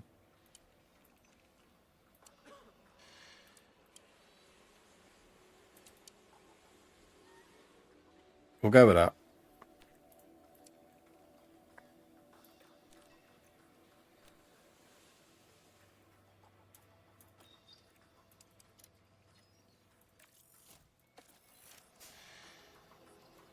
Yeah, I realised after I'd hit the button, but I couldn't be asked to click back out again. So all of that stuff is going to come off in time for first race.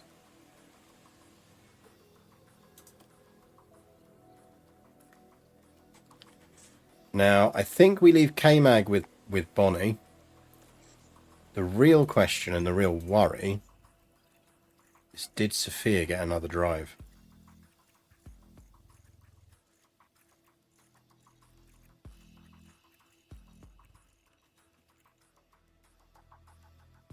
Yes, she's at Prima. We can get Sophia next year. So we need to make sure that by the end of this year, our driver dev is really good, because we'll bring her on as reserve.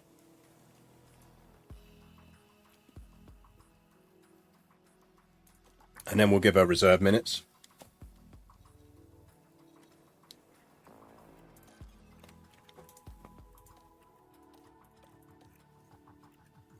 I think we've got a good little team here, you know.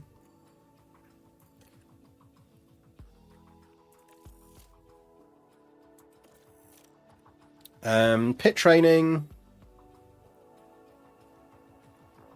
I think that's fine.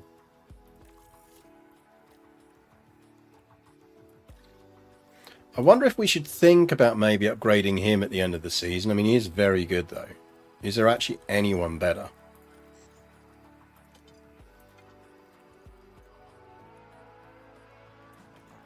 I mean, you got Wheatley at Red Bull, but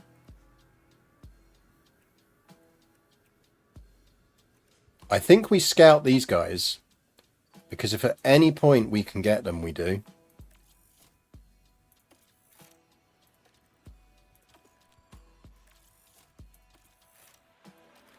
Like, if they get disillusioned during the season, we grab any one of those guys. Ideally, Lorem, to be honest.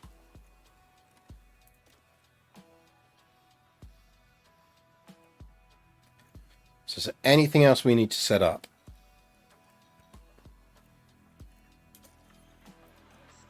That needs fixing. It's annoying because we didn't spot it quicker. I kind of want to upgrade that, but we've got to buy some early parts. I'd like to get at least some of these upgraded over the course of the season. Now we know they don't need to do the cost trap.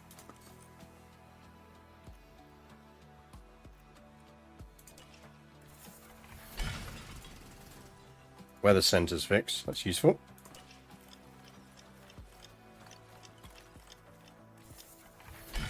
Simulator's fixed.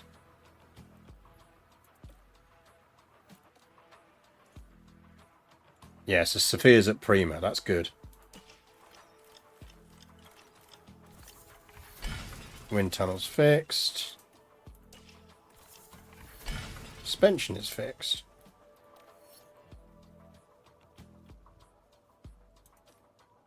How badly can a weather centre be run down? Well, we know they don't have any pens for the y-axis. So. Any big moves? So he didn't even fucking get the reserve job anyway. Did he go somewhere?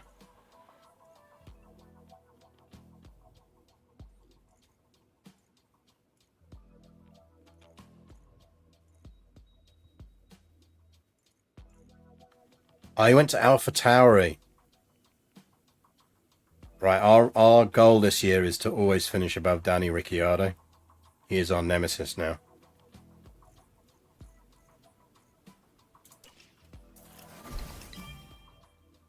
Oh, wow. We got an instant performance increase in our head of aerodynamics. We stole him from Ferrari. Look at that staff rating. I know she's low, but we're building her up, and that's deliberate. She's young. She'll develop. Can we develop staff? Team hub needs fixing. We'll upgrade that.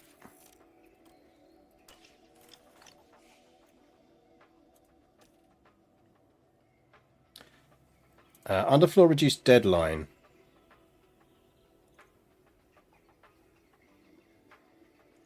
Oh, nice. There's no negative to that. Okay, sweet.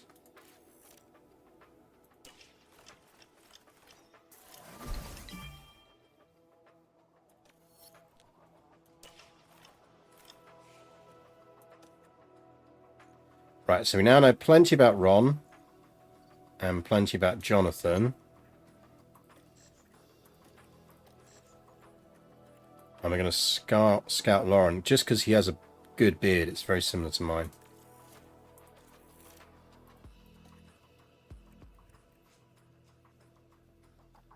I don't think that's enough of an upgrade because like it's 89. She absolutely pulled a Scotty on me with the deadline on that. So DeVries did get kicked. Yeah, he totally did.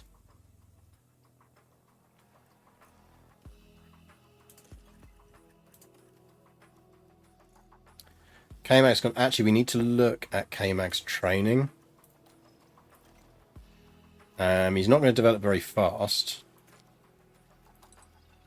But I'd like him to focus on wheel to wheel because that is where he's weakest. How's Lando looking? So it's his racecraft and his consistency. I think we've got him in race strategy, which he's pretty good at now. Where are we going to get the most benefits?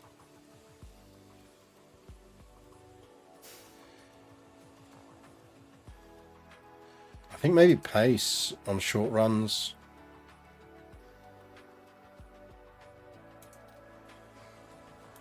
Hunter, just sit back and eat donuts or something for you. Go tell all the ladies you're an F1 driver. Have fun. Pit crew, chance of mistake lower, pit stop time down. I'd really like us to make a push for fastest pit stop. Because there is points in that.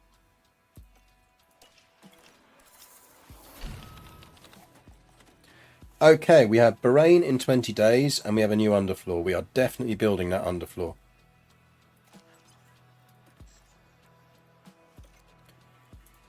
So we're going to need at least 2 of that underfloor. 7 days. So if we do that, we're going to have a spare. I don't want to build more than 3.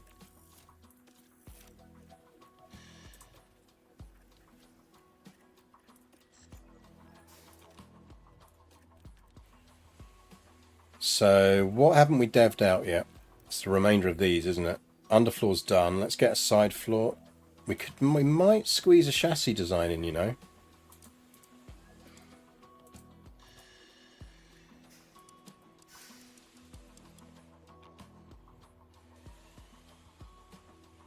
We might squeeze that in.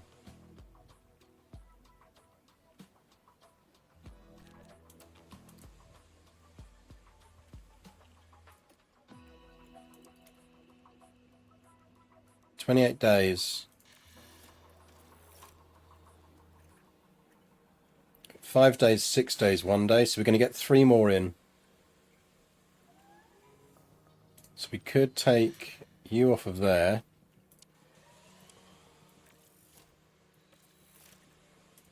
Stick you on there. 26. I think to be fair, that's probably fine, isn't it?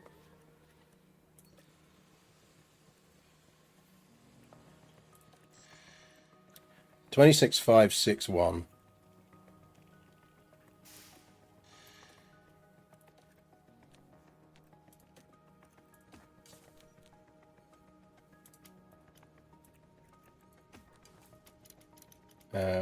Game.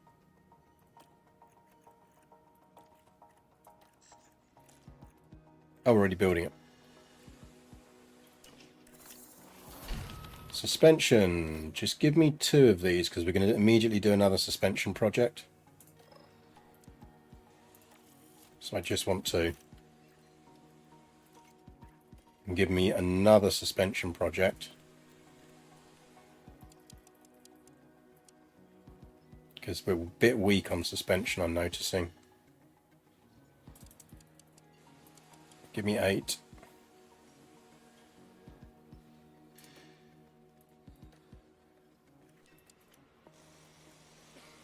$7 okay.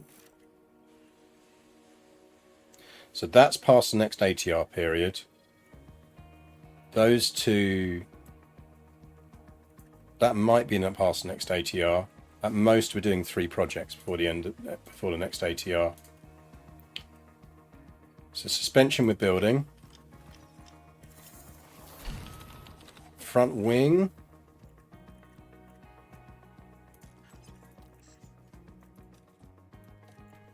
We don't have a side pods design yet. That's our remaining one we don't have a design, isn't it?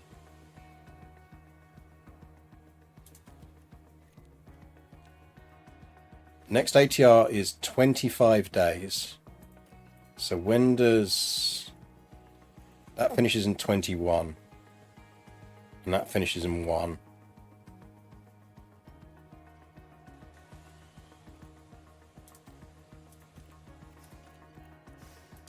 So if we go... We've got 2 more to get in after this. Unless I'm wrong. Yeah, those 2. So we've got 2 more. I assume the hours regenerate in the next period. Yes. So next ATR period, everything resets. So a lot of this is balancing your ATR. Now we haven't done a side pods project yet, so I'm tempted to go quite big on this.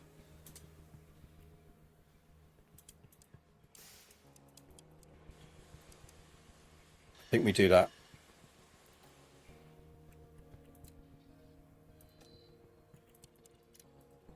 Gives us 30 days, that's nice. Go.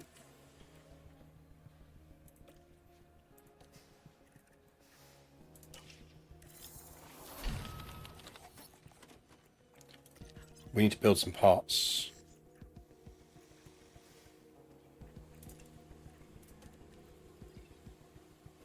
Front wings are only 3 days. Give me 2 of them and rush them. Right, what else have we got coming off the line? We've got 14 days until that. Both of those are going to finish in 9.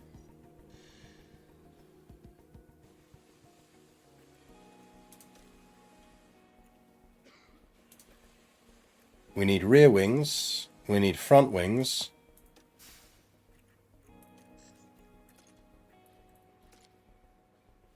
We're not going to get any of those in time.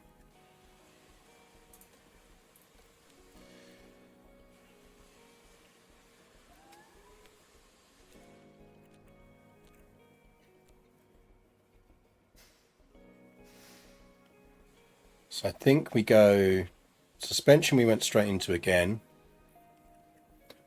I think we go straight into front wing again, because then we only make 2 of them. Because this is what I learned from last season, is that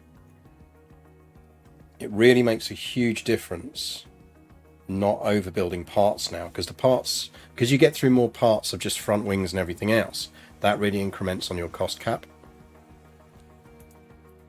I think we'll stick to balanced for now.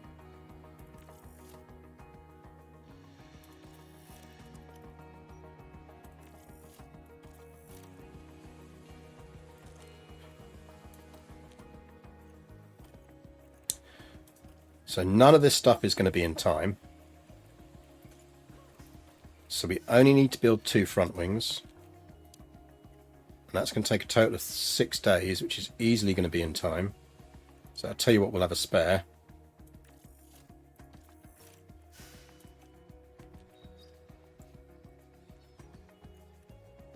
And rear wing is the only other thing we need to build. 3 days, 3 days. This is the nice thing about wings, they do build quickly. So we'll take 3 of them.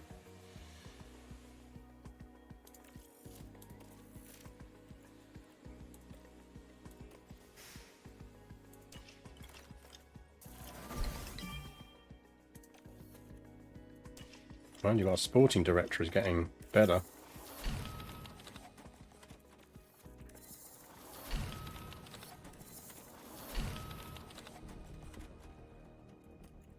Right, car parts.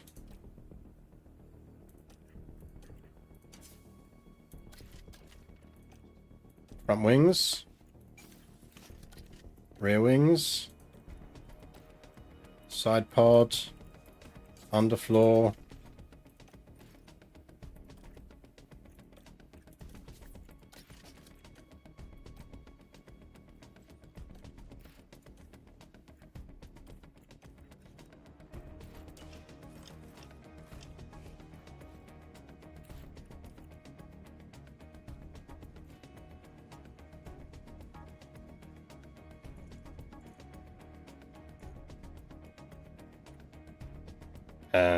-0 factory events because we only scheduled one anyway, so they can't. Yeah, sure, that's fine.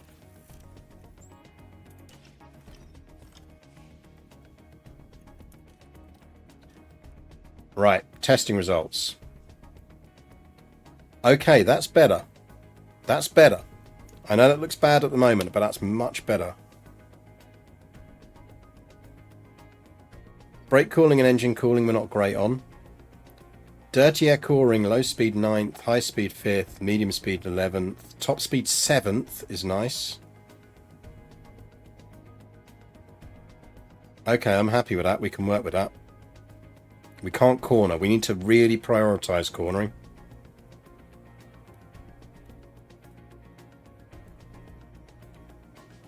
Are those results before the new car parts? I think they're the new car parts. Before the new car parts. Easiest way to check is to look at this. So high speed, so dirty air cornering. Low speed 9th, 60.3.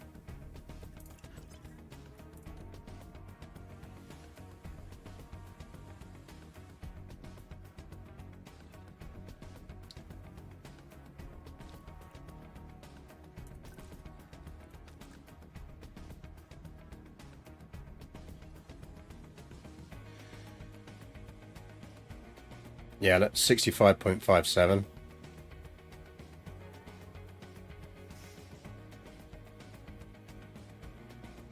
Right, brake cooling, and we're going to be shitty on brakes and engine cooling.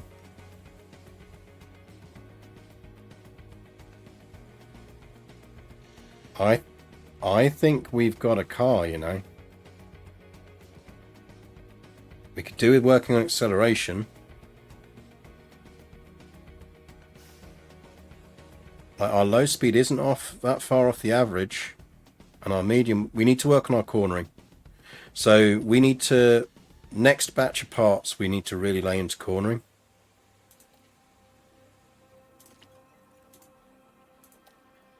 I think we've got a car.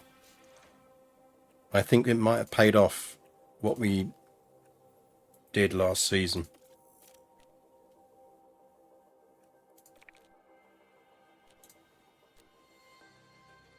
They want 12th. I think we'll reach Q2. And if we're reaching Q2, then by definition, we're getting into 15th. Race targets. I want over 15th.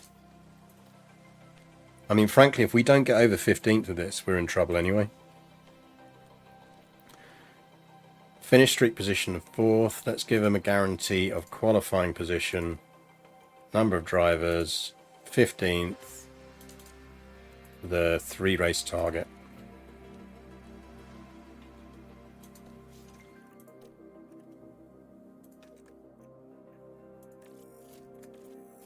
This is it, chat. Moment of truth. Do we have a car? Now, practice is not going to tell us. A very warm welcome to you all. It sure does feel good to be back.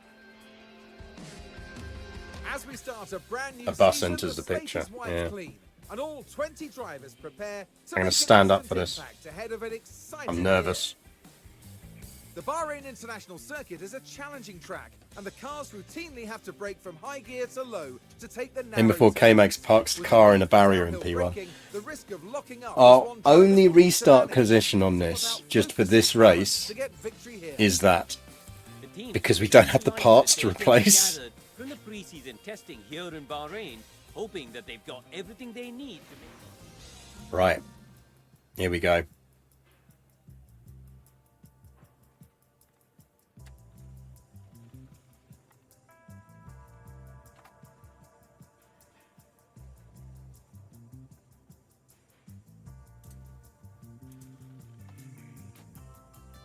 I'm late to the party. I had last season go. We scraped through and through everything at car development, while Piastri threw everything he had at every single wall on the track on the course he could find.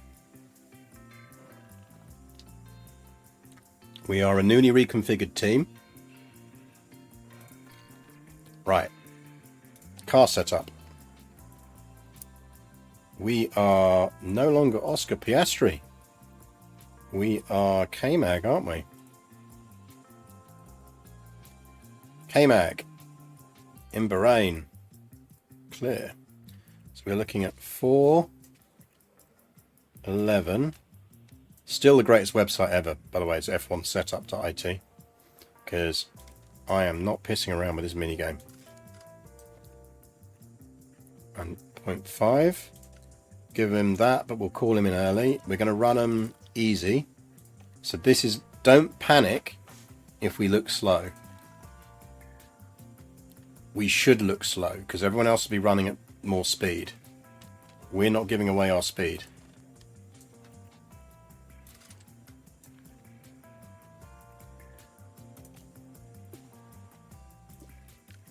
This is all about the setup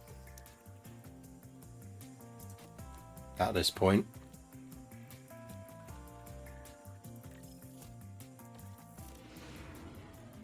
Qualifying is where we'll know.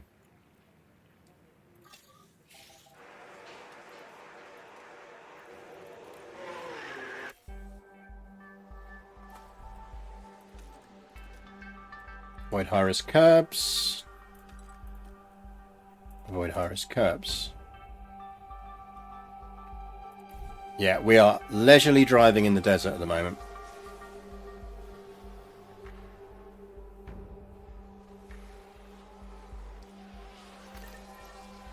I will consider this a successful season if we can regularly top 10. Just be mindful, pressure's still low. There, we got Bonnie. It's nice to hear Bonnie.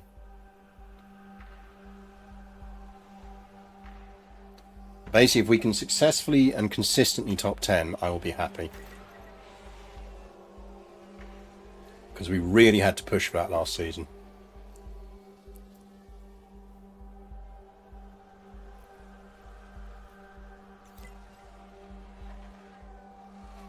So what we're waiting on here is getting feedback on that driver setup.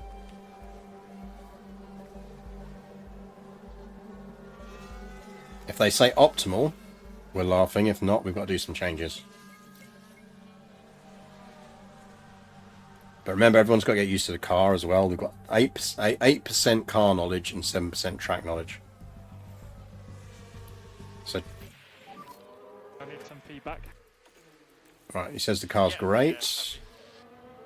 Okay, understood. K-Mag, your thoughts?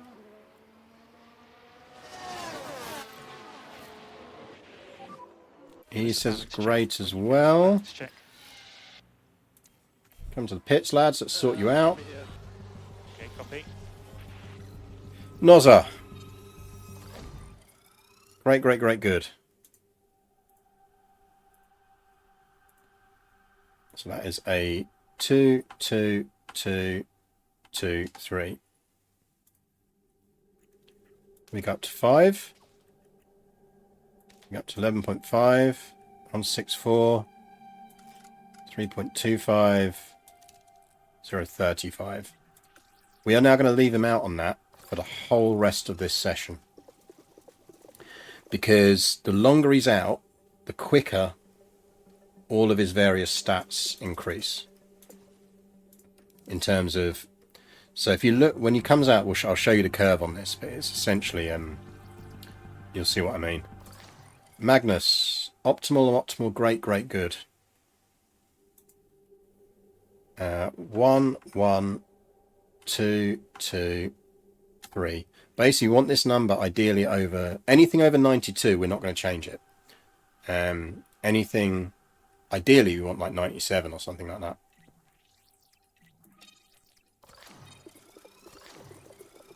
Same thing, go out there, just smash some laps.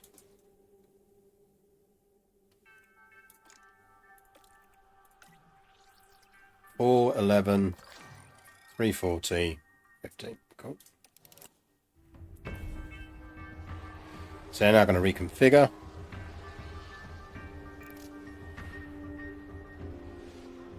My tyres have gone Bono, only work for Hamilton, or can you leverage that? Well, quite. I'm really chuffed we got Bono. We got him. I can't believe he was prepared to leave. That is such a big win for us. Send out, send out. So if you look at the curve on this, you can see here, like it's quite low at the moment because they're still getting used to everything, but you see it curves up. Track acclimatization kind of increases the longer you're out, whereas car parts knowledge climbs and then kind of stabilizes. So it's a consistent rate gain on one and not the other. Drifting everywhere now. Yeah, Lando, shut up. We know your tyres are cold.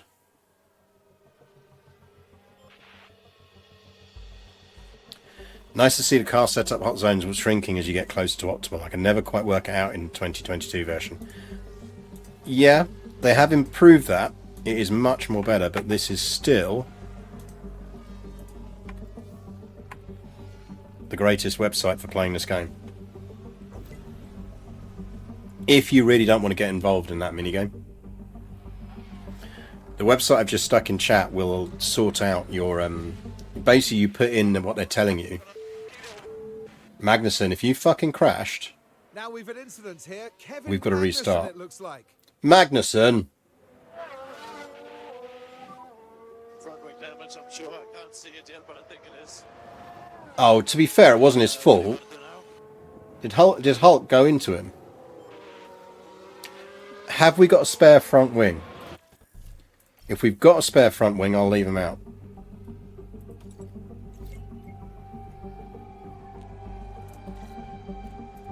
We do. His tyres are fucked though. You know what? I'm going to load that. We did say that was our one reload, was just in this first race. It's not his fault, man. That wasn't his fault. That was Hulk. Hulk smashed. The good news is we can stick them straight onto that second set of stats, which is a bit cheesy, but fuck it.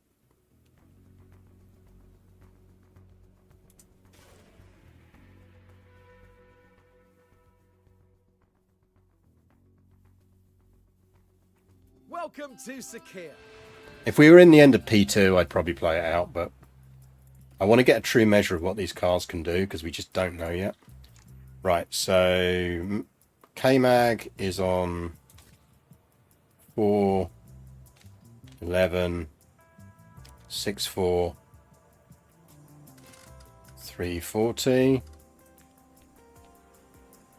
0.5.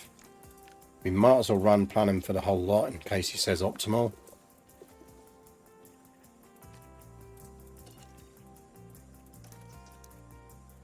It's on hards, that's fine. Car parts, you're on the 2s where you've got them. Lando, 5, 11, 5, 6, 4, 3, 2, 5, 0, 3, 5. Down, down, run plan.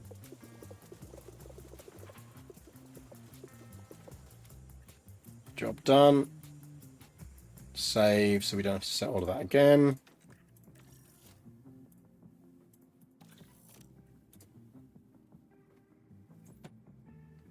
Still amused at finding that negative review on Steam complaining about Piastri crashing all the time. Yeah, I mean, I do think he was unlucky driving for us. And we weren't really kind of optimizing around him. So, you know, fair play. Green now. I want to get to qualifying. I want to see if we've got a car or not.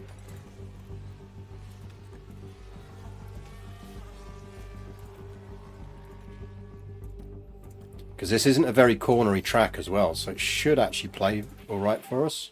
No grip. Surface temps is still cool all round. Yeah, cold tyres, blah, blah, blah.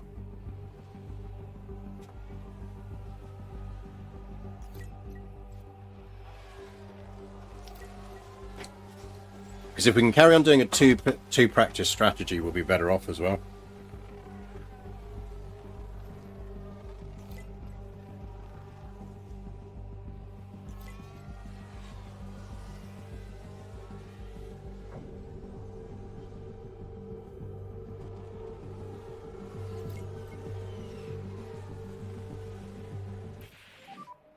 A guy turning into me. Oh, come on! Lando, are you okay? Are you okay? Yeah.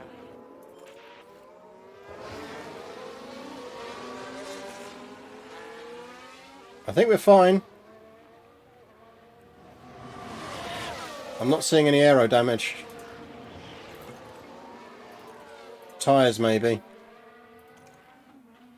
We're alright. No, Nozza didn't. Alonso did. Alonso got the penalty, didn't he?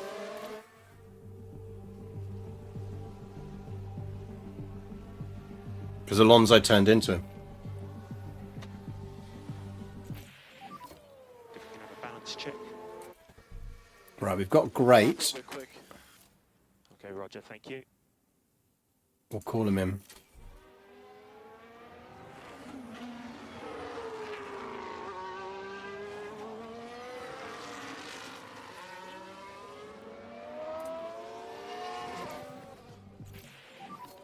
And Lando, how's the He's on balance? great How's the as balance? well.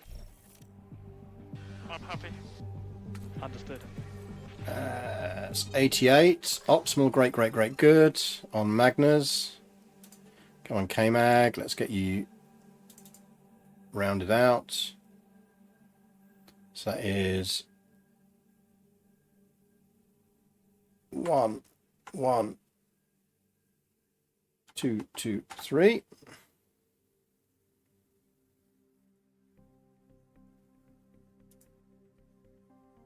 So according to this, go 5, 5, 11, 5,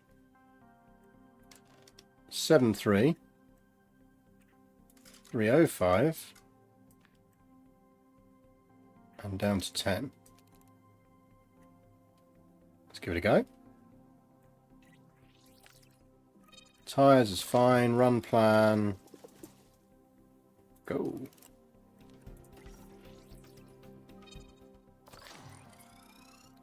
And Lando is on great, good, optimal, good, optimal. Which allegedly is a 4-5, 11-5, 7-3, 320, and -10. Run plan, down into range, go.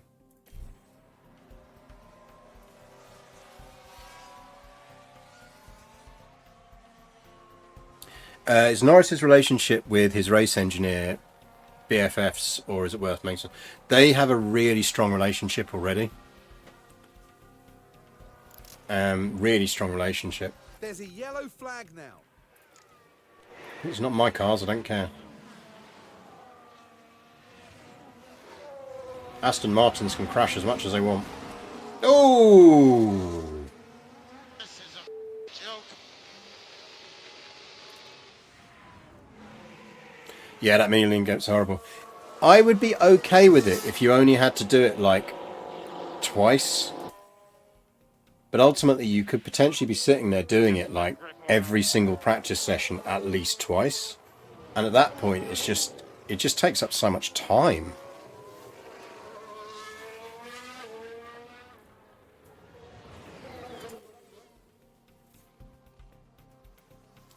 So yeah, I think we keep Lando with his engineer. Not least because once we can get Flourish in and into a racing slot, I think we'll want to stick Bonnie with her pretty quickly.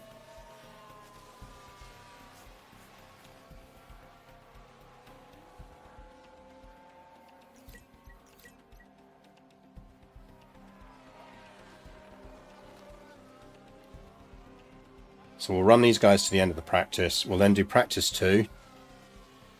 And we'll send them both out again. I'm going to stick to the strategy of not doing practice 3s other than a token lap, unless we really have to. Because I think just saving the wear on the engines and parts is just so much better at the moment. That'll be at least 2 seasons from now, right? Quite possibly. I think she's going to develop faster if we leave her in F3. Because she went up 6 points this year. So hopefully if she goes up another 6 points next year, that pushes her into the low 60s. Okay, Lando needs some feedback.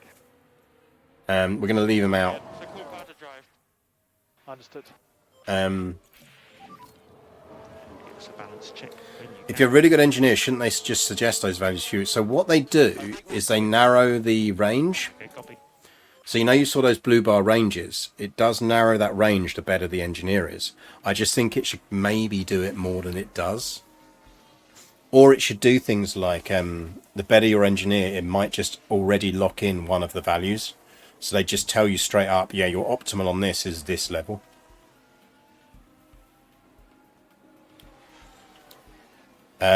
Something on stream about the game leveling drivers faster in non-F1. Yeah, it absolutely, because they're getting race minutes. As long as they're driving, they're going to get more minutes than they would if they were sitting in your reserve. Now, if you were driving them in F1 and you've got the training facilities, they are going to level faster. But we just don't want to be sticking her into our car 2 until she's at least got like 71 or more, ideally like 75. Because otherwise she's just going to fucking Piastri on us. It's a checkered flag. To Piastri is now a verb, by the way. Piastriing is slamming yourself repeatedly into a fucking turn wall. Yeah, Alonso got the penalty. We didn't. 94, 92. We will go with that. That's high enough. I'm fine with that. What we will do actually is we will do one more round of fiddling on that. Mediums is fine for this practice. So Magnus, you're on optimal, great, great, good, optimal. Optimal, great, great, good, optimal. 5-5, 11-5, 6-4, 3-2, 0-30. Driving options, go light. And run plan, just run till the end. Give me as many laps as you can on those medium tyres. Car setup, great, great, great, great, great, optimal. 2, 2, 2, 2, 1. Closest it reckons it can get is that. That doesn't look good to me because that's outside of range on that. I think that's better. Because it's not always right, the website bit. Nah, look, that's way off.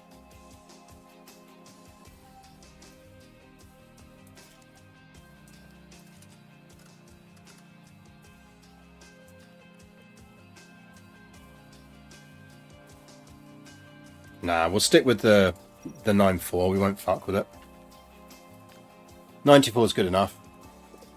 Give me loads of laps. Don't crash into anyone.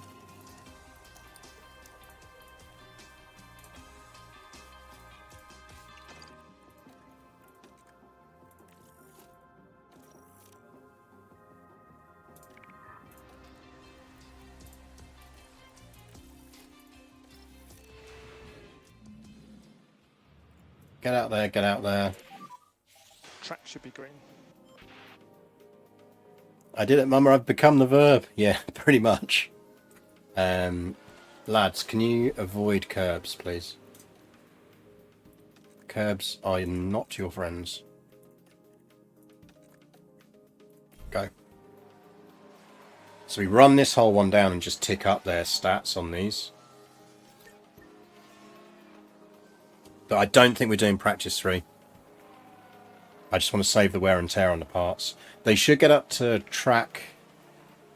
They should get up to 90% track knowledge with this.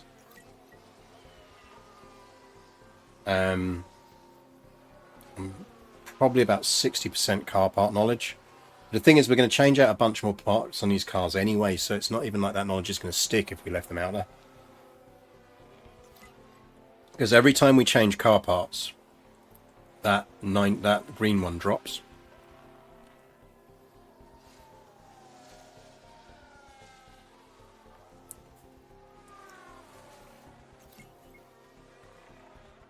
I just hope we have a car.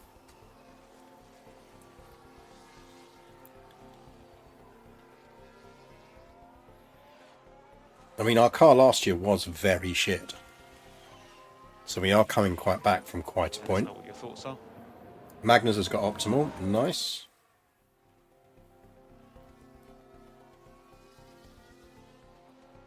So we can just leave him out there. We gave him enough fuel for all of this.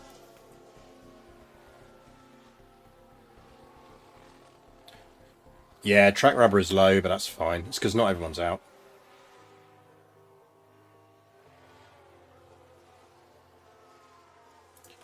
The tyres are holding fine. They're at 82 and 80. So interestingly, Magnussen isn't quite as good on his tyres as Norris. This is worth knowing.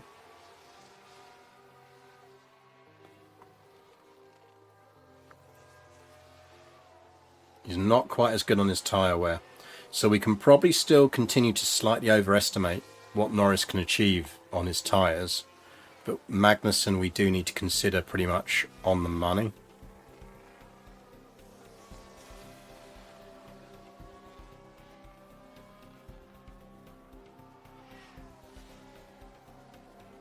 Right, nobody crash. Tick that down. Because then we'll sit out P3. Or rather what we'll do is we'll go out for a token run. So we'll send out the car for 3 laps, like a warm-up lap, and a full speed lap, and an in lap, just to, because we'll put softs on them, and we'll take a set of softs out. Because I don't think we're going to be getting to Q1. I'm hopeful we can get to Q2. Norris. Norris. Are you okay? Can you just not for like this race? That's all I ask. Yeah, Magnussen looks like he's definitely burning more fuel. So that means he's going to be running slightly heavier in races, which is just something to be aware of. Just for this one race, Lando. After Okay, so this that's the race, green light. do whatever the fuck you want.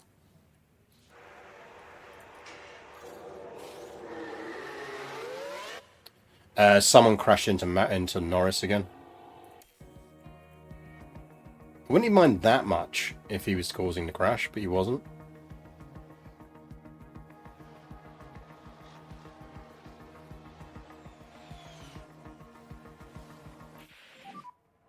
Yeah, tyre's cold. Just be mindful, pressure's still low.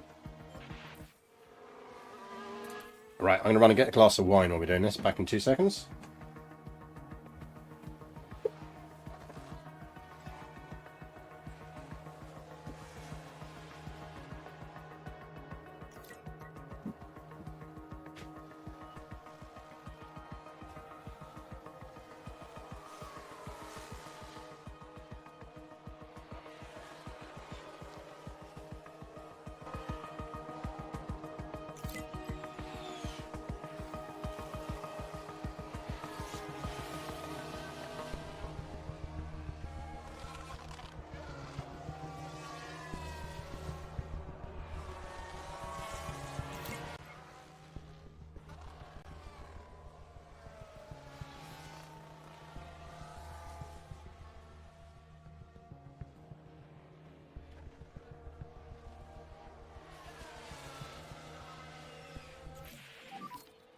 give us a balance check.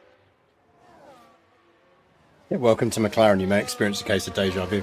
Is Piastri on this track? Who's the ghost driver in number 11? Is that Piastri?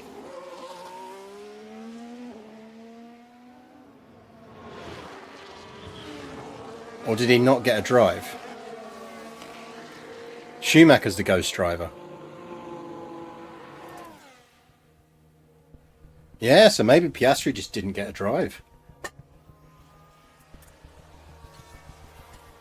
Sorry, Piastri, but you were shit.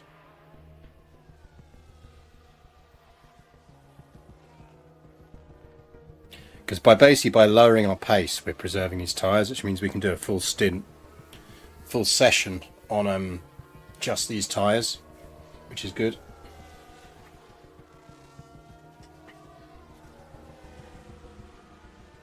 No, I think you might be right. I think it is Shuey.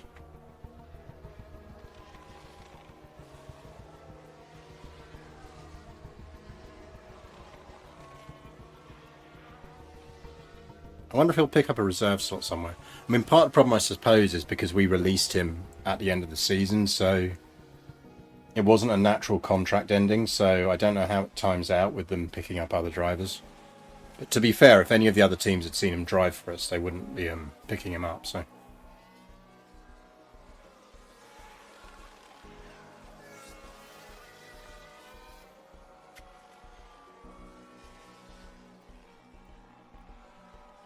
Yeah, I reckon we're going to hit full race prep and probably 60-ish, maybe, tops. 55. But that's not bad.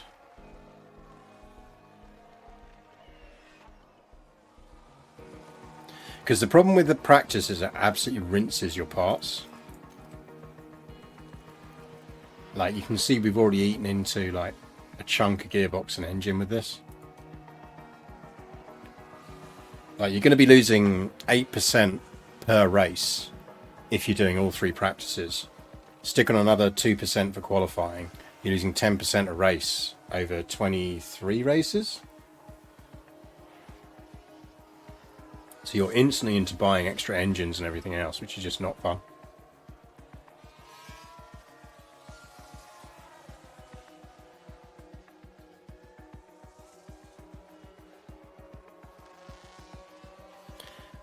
Yeah, Schumacher Jr. in Sauber.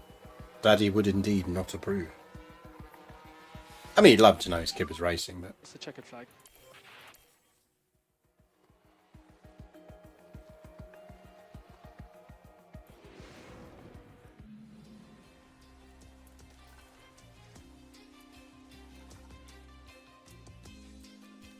Right, P3. We could do a partial speed test on these cars. We go 3 laps.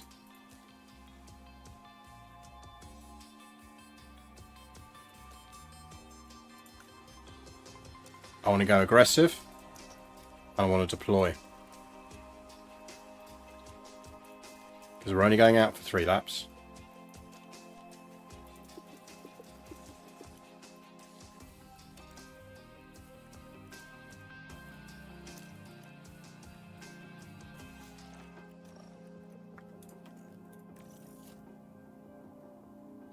The machining and engineering of those engines is just nuts. Yeah, I really enjoy the V10 podcast because they talk a lot about that.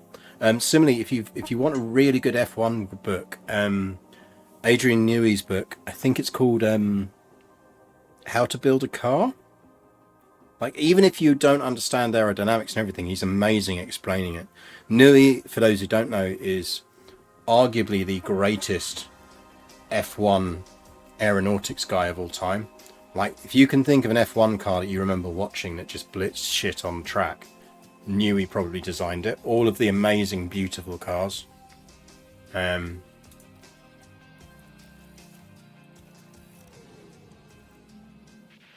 Right. So you'll kind of get to see a speed test on this. Not a perfect one, but a reasonable speed test.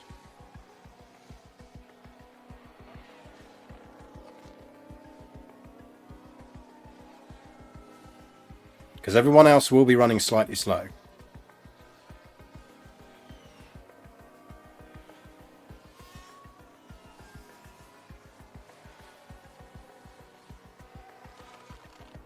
Now, I'm going to be worried if we're not top here.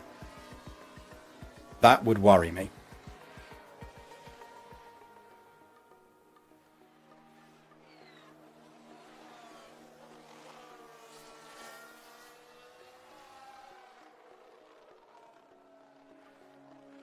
Because if we're running on our best and everyone else is running relaxed, I'd be worried.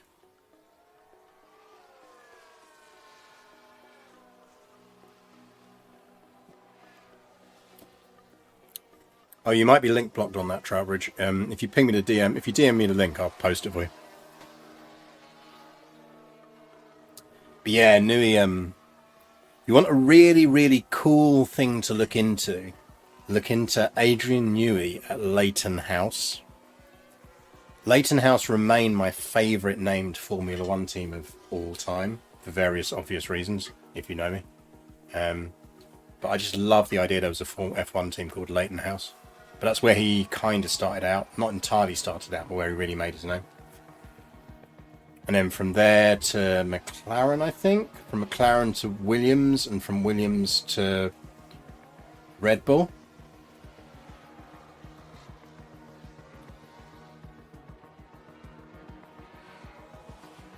Okay, so our best pace is not worse than everyone else's slightly slacking pace. That is a good sign. Love my photo on the cat stopping you typing. I've been today.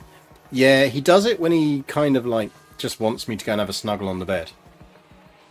Because he's a very snuggly cat. Because I'd heard, like, obviously he's an ex-feral, and I'd heard ferals can do that. Like, they tend to go one of two ways. They're either quite reserved, or they can just really attach, and he has really attached, which is really nice. It's sweet. But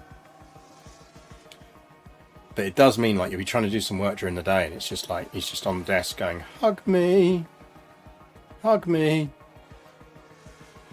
I need hugs or I'll die.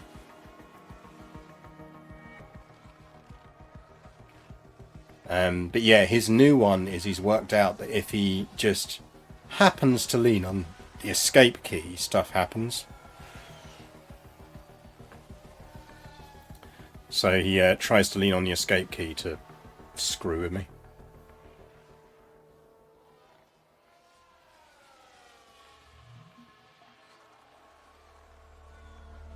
Oh, I'm legitimately quite nervous about this.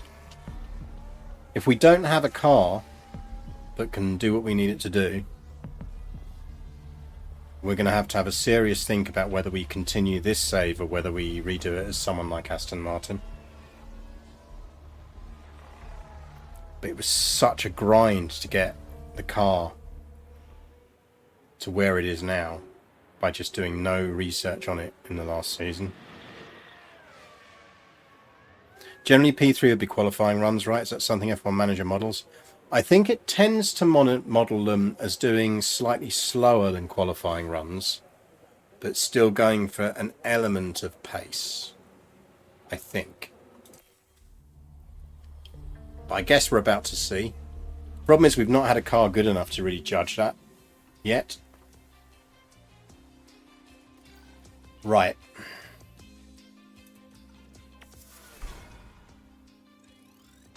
Here we go, chat. I am going to give you a prediction.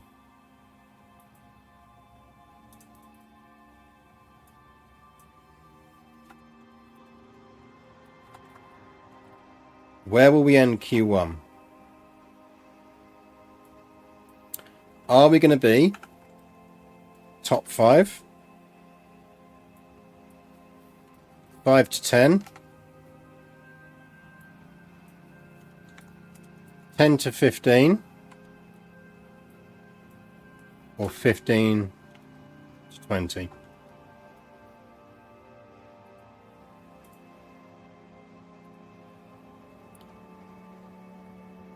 You will have 2 minutes now to get your predictions in.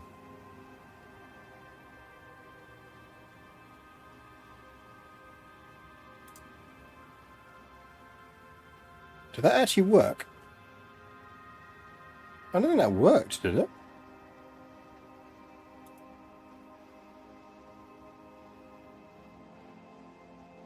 Is this one driver or both? This is for a single driver. It worked. Okay, cool. As long as it's showing up, that's the main thing. It's just not showing up for me. So single driver. All I care about is one driver. Because if we get one driver into the top 10 consistently, we will meet our constructor goal.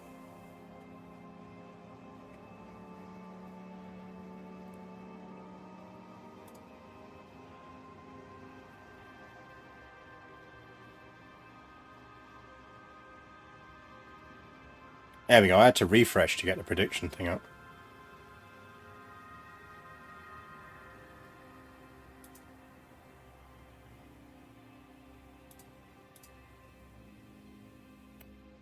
I think a lot of you have a lot more faith in this than I do with your top 5 predictions.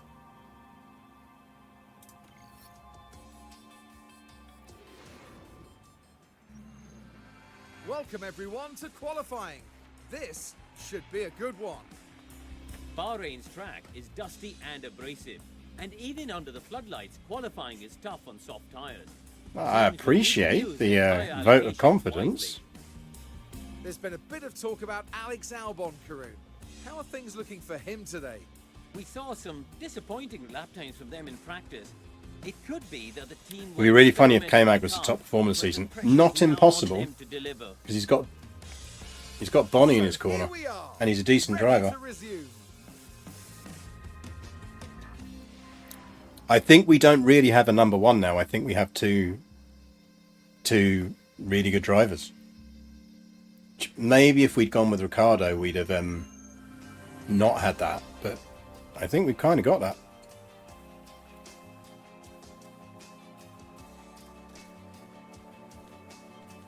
Right, we're going out on softs.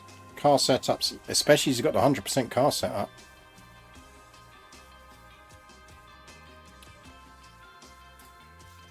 Right, I do want to get us a reasonably good lap time on this. So if we absolutely fuck up qualifying, I will reload it. But we shouldn't. Here we go.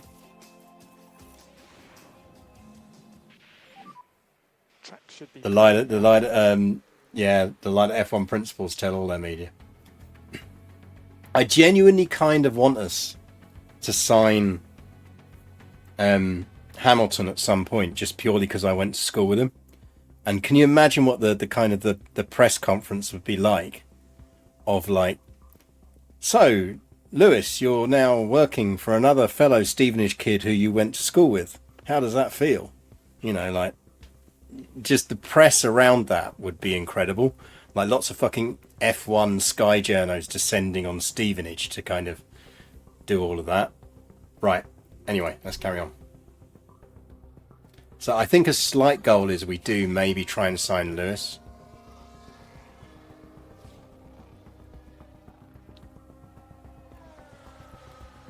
Right, we're going to hold out on going out. Standard rule is watch for Hamilton because he tends to come out towards the end of a session. This is qualifiers, yes. There we go, Hamilton's gone. We're going to do our one run. Magnussen, you can go first.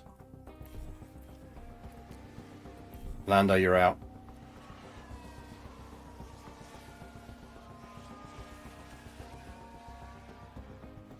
Oh, I kind of think we went too early there. Currently P8. Well, we had a lot of traffic on that. Box, and call the car. Copy.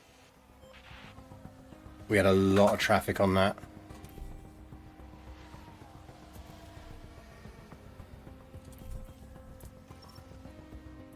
I think we'll leave him on the same tyre and say go out again.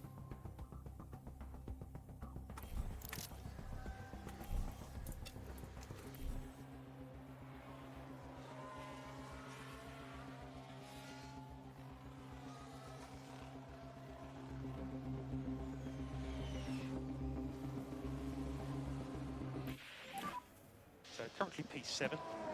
We were in traffic again. We're happy with that lap. So just confirming boxing and back into the garage. Copy that.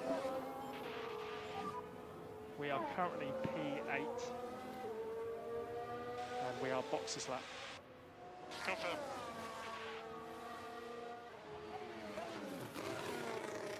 And remember, that's on old tyres. That's a second run on tyres. That wasn't on fresh softs.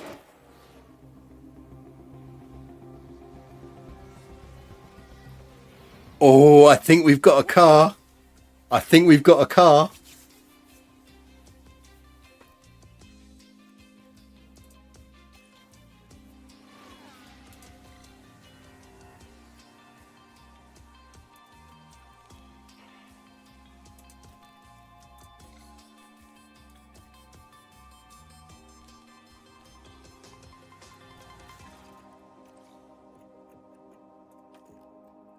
The thing with this is if we have, it's more that we can do so much of the sponsor reward stuff that's going to cash us up.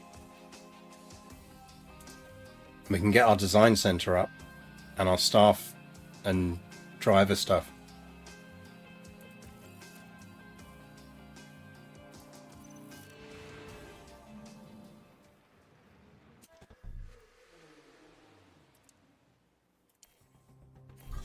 If we fuck up our departure on this, I will do it again, because I do want to genuinely get a feel for if we're a good car or not.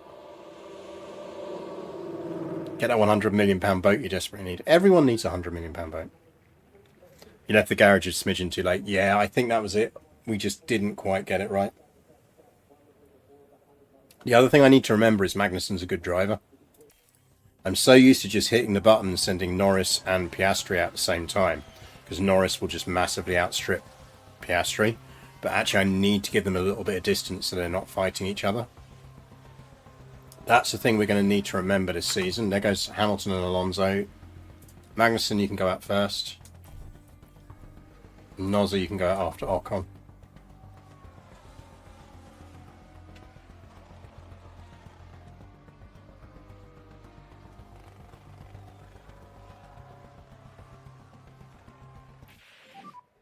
P8.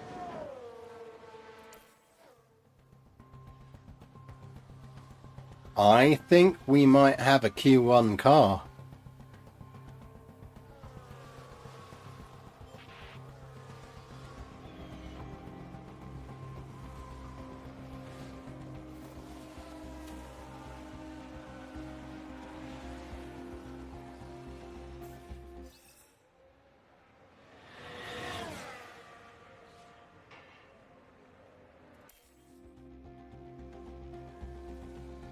That's a Q1 car. We've got a Q1 car, chap. I am very happy with that. Q3, sorry, yeah, I get confused. It's because they used to call it Q1 when I was young. We've got a Q3 car off of initial parts development.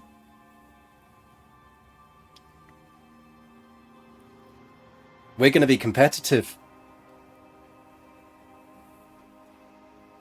Yeah, Q3. Remco's Bossy, welcome to the stream. We have a race. Because Alonso's going to get a pit penalty, a time penalty, a grid penalty, so we're going to be at least P9.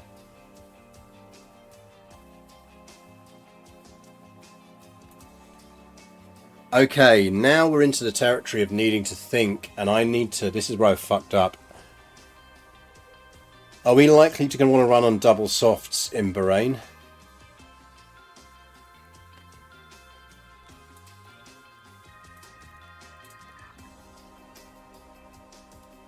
Because we've only got 2 sets of softs less.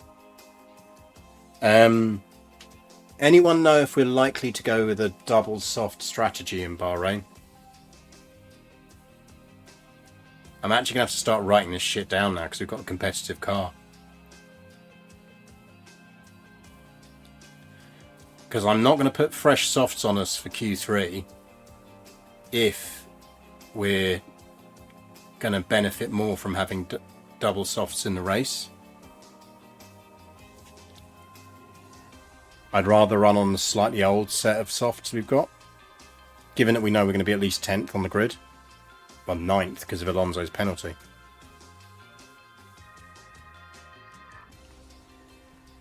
This is the problem, is I really wish it would let you work out your race strategy before you got to this point.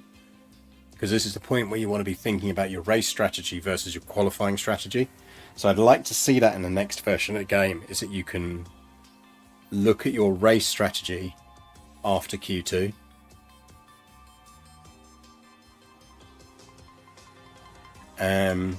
But yeah, if anyone can clue me in, that would be good.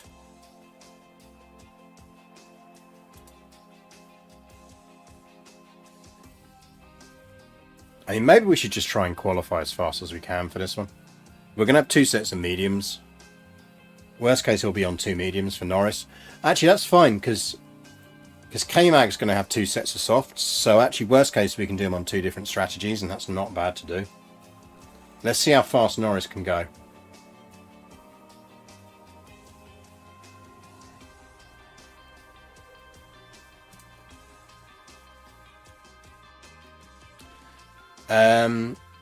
I don't think you can see expected strats on this, can you?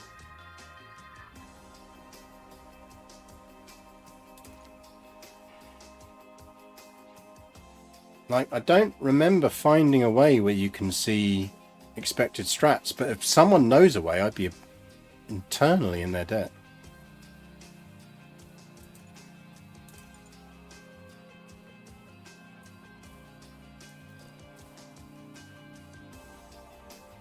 Like, I've never found a way to do it, but that doesn't mean there isn't. It just means I've not found it. Do you see what I mean, though? Like, that feels like an oversight. In a team, you'd be doing that. You'd be sitting there going,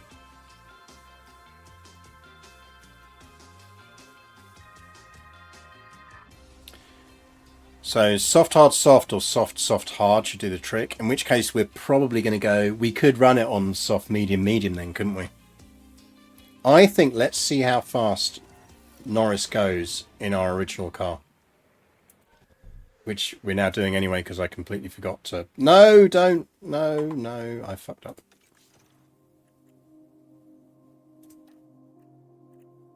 Actually, it's a short qualifying. That might be all right.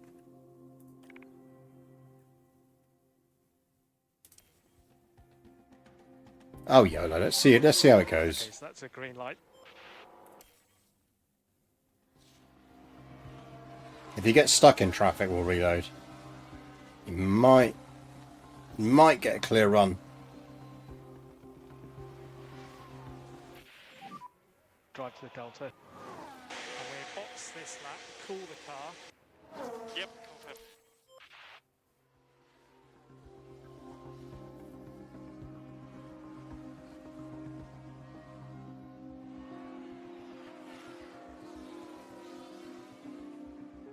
Come on.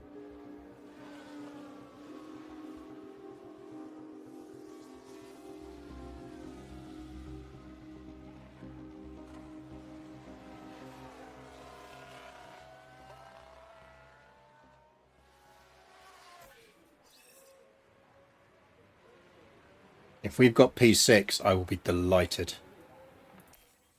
If we get anything above 9th, I'm delighted. We're on P5 because Alonso's got a grid penalty.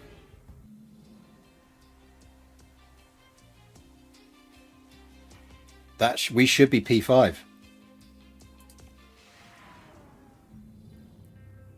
The time has come to fight it out. It's race day. We should have P5 here.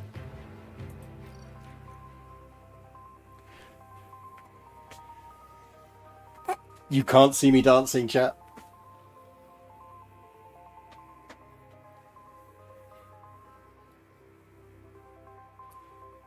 P motherfucking 5.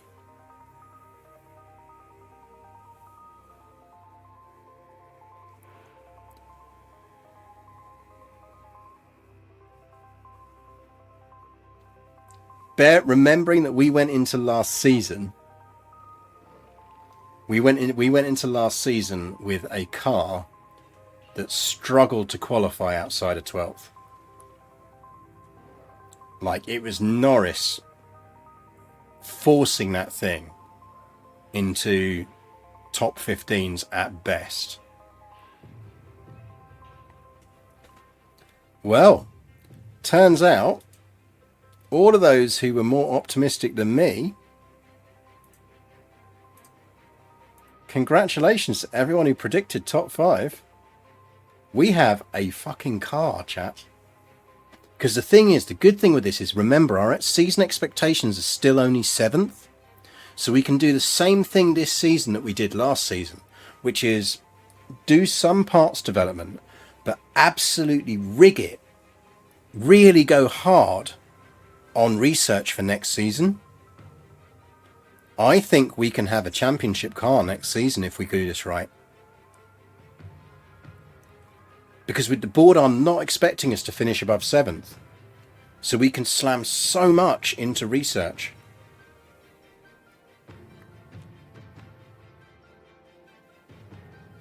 I am excited. I didn't think we'd be this good.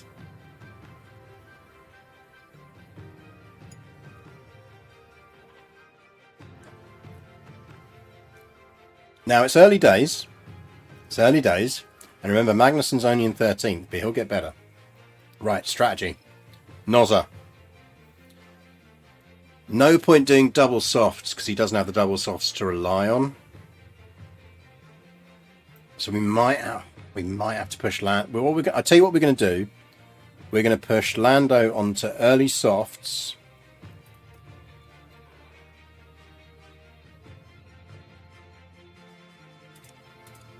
Yeah, I mean, that's the thing. Remember, we're shite at cornering at the moment.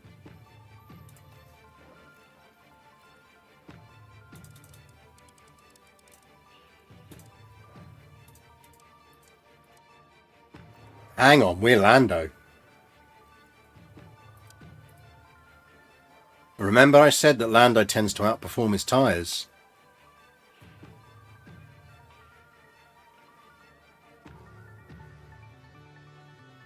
We could gamble.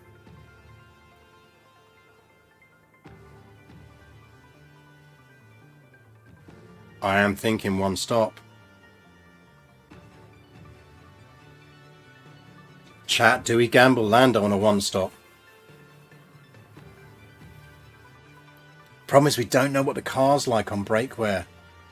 And isn't brake wear what defines tyres? It's better than last year though.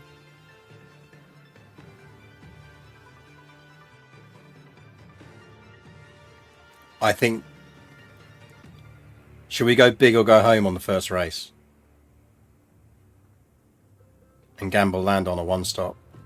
If nothing else, it'll teach us about the car. Yeah, YOLO. It'll teach us about the car. If we see he's massively overwearing his tyres, we can always change the strategy. So we need to keep an eye on Lando. Our brake, we don't know our brake cooling profile properly yet. It is better than last year though.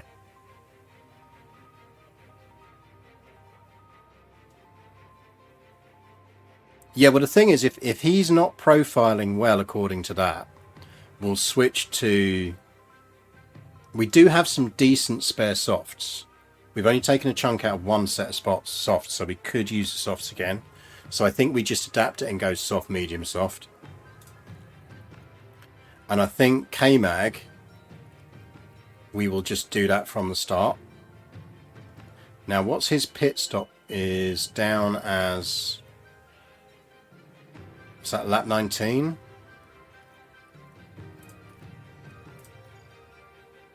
Okay, theoretically we're coming on... Okay, that's fine, I don't overlap. Can he double soft on a one-stop? No, you have to have at least 2 variants of tyres.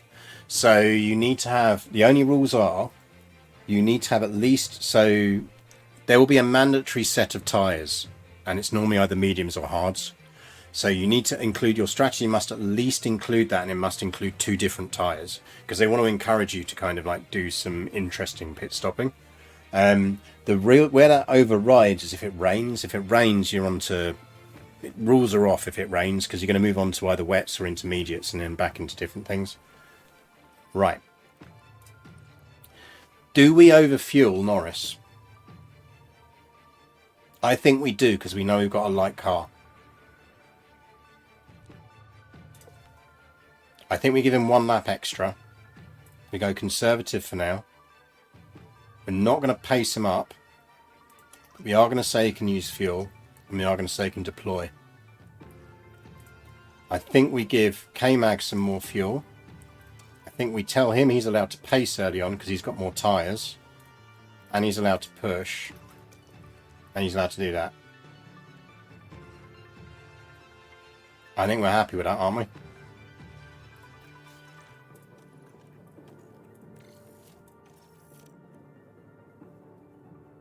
Let's do this, chat. We are running McLarens on motherfucking Ferrari engines. We have a good car. Let's see how good it is. I'm legit nervous. And it's nearly time for 57 laps around the I think that's partly because you lot don't know how much I've had to grind over the last week to just get us vague points, whilst utterly focusing us entirely on development. I'm looking forward to seeing what they can do. This should certainly be a good one, folks. McLarens on Ferrari engines sounds so wrong. It's a Romeo Juliet This is story. it, the Bahrain Grand Prix. And it's lights out. And away Right, we're we going to go. follow Norris. Norris is going to get overtake aggression high. I'm not going to do that on Magnussen. I'm not confident enough in Magnussen yet. Is it worth defending hard with Norris so the pack compresses for Mag? And I get 2 drivers' points. I want to see if Norris can do well. I have confidence Magnussen's going to get at least a couple of those places back anyway. So let's go. But remember, Magnussen's new to us. I want to get a feel for him first.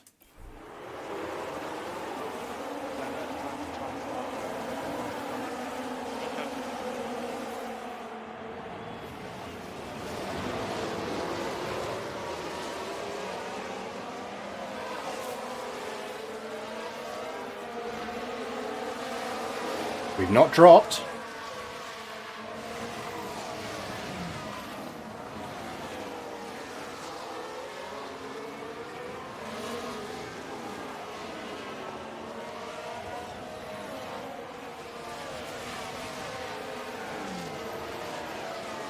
I'm losing a little bit of ground on the Ferraris.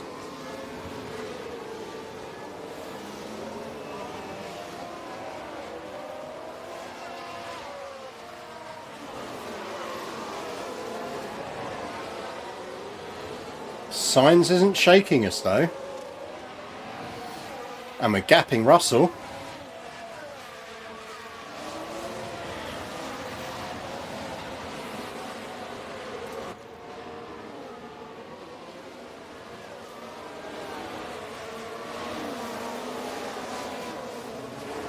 Yeah, we have straight line speed. We really need to work on our cornering.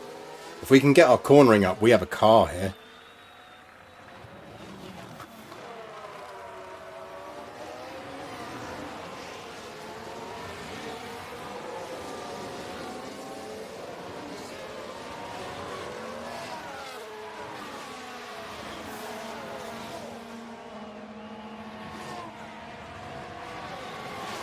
And Russell nibbling into us on the straight, but I'm not that fussed about that. I think Alonso and Leclerc just took each other out.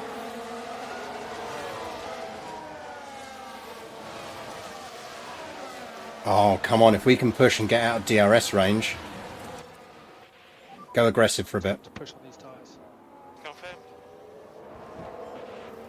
Stroll locked up. Let's see what happened there. Now this one involves Stroll.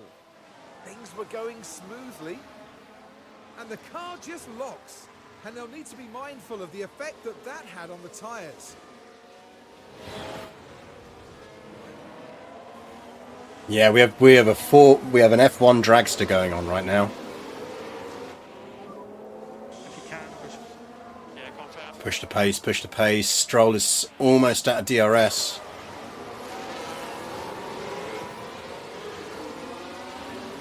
No, Stroll's got... No, he's out of DRS. He's out... Yeah, we are so fast on those straights.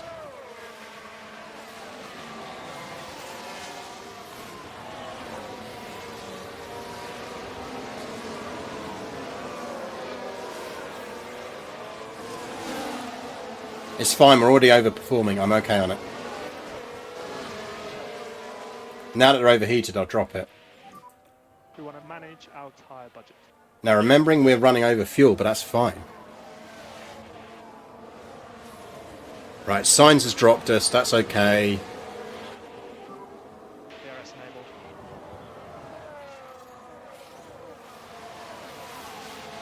Red Bull pulling away at a rate. Yeah, I mean... They just have the better setup. We can catch that.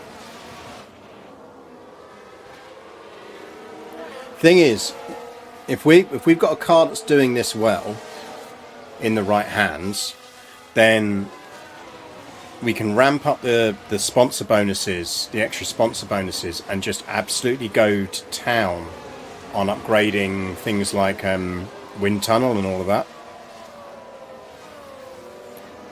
Yeah, K-Mag's got Ocon. He's in a good DRS cycle there. I think, right, drop to standard, Yeah, we but just need to make sure that be aggressive. Yeah, copy that. Be aggressive. Go on, K-Mag. Copy. Show the world what you can do.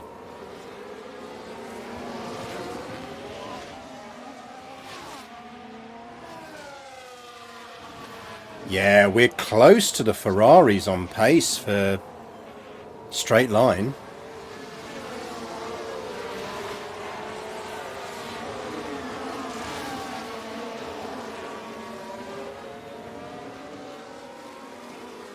If we can get our cornering down, we can... I think if we can get our cornering down, we could podium. With a bit of luck in a good race. If we get the strategy right.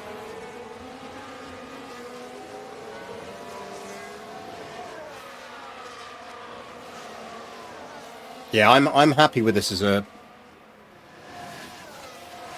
car. I am happy with this. I just don't think about getting the pack back up.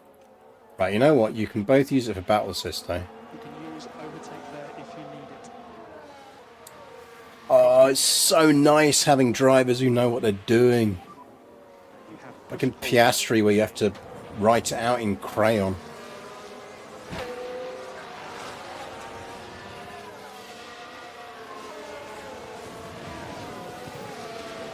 I think Norris will drop back to 7th, maybe. But I think it's not impossible that we get 2 drivers in the top 10 here.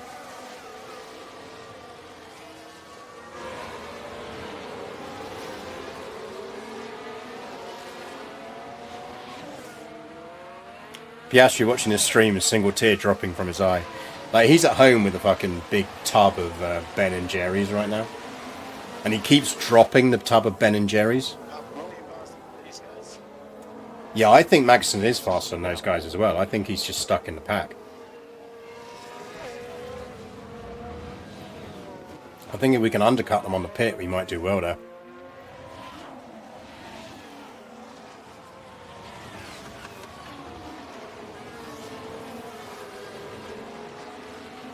So the nice thing about this is it does mean that Magnussen is clearly fast and good enough that if we get into a situation where it's Norris in front of Magnussen, we can absolutely use Magnussen to shithouse the fuck of everyone behind him and just tell him to like massively defend.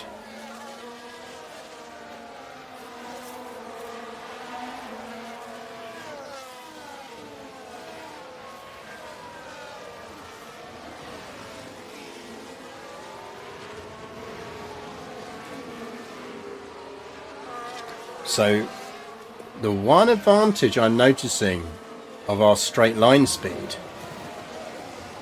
Stroll is really struggling to overtake us.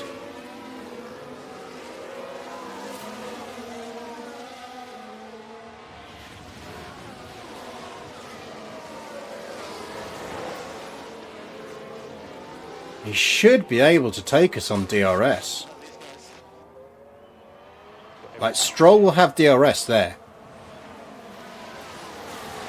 Stroll had DRS there, and he couldn't pass us. Because our straight line is too high.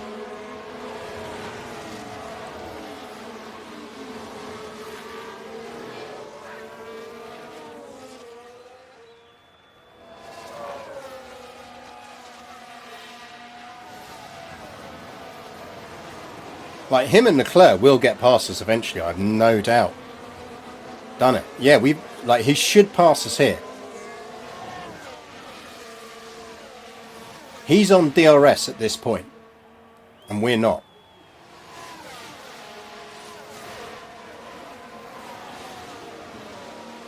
He might just get us now. Nope.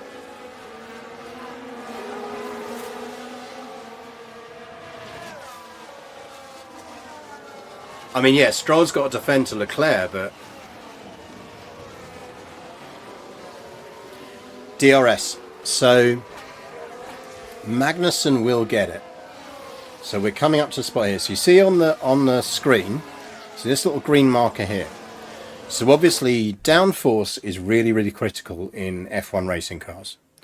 So when you have lots of downforce, and I always get this the wrong way around, one way around or the other. The more downforce, it's either the more downforce you have, the faster you can go, or it's the less downforce you have, the faster you can go. One or those others is true. So it's a downforce reduction system. Now this is quite cool because they model it in game. So I'm going to flip into camera views here. Watch Magnussen's tail when he hits, because he's close enough to Gasly, because he's within a second of Gasly, which means when he hits this marker, it'll be registered with he's within a second of Gasly, and then when he hits this stretch, he's going to get DRS, which is when this will go green, which means he gets a speed boost to encourage overtaking. And you will see how that works by watching his tail. So just watch his tail.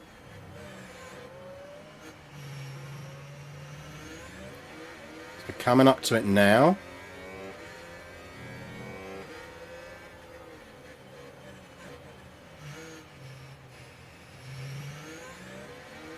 See, it just opened. So there you go. So DeFondle's explained it. Oh, it's drag, is it? There you go. It's drag.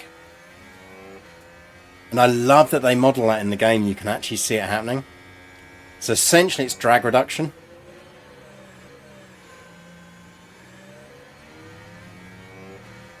Yeah, it's really cool, isn't it? Right, we are still running on the fuel, so that is worth considering that we are running fast because we are burning more fuel than people. So to a certain extent, this is the true test. But it also means I would be reasonably confident with us running slightly heavier once we built some more parts. Magnussen overtakes Gasly. This is what happened. Now this was at turn 3. The gap opens up for them.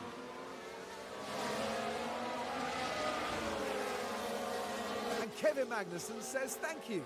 Thank you very much. Yeah, go get those points, K-Mag. Or you could crash. We've got a yellow flag here. And VSC deployed. Drive to the Delta. But Hamilton's out as well.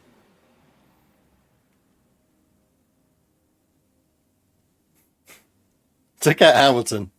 Took out Hamilton. I'll accept it. He took out Hamilton.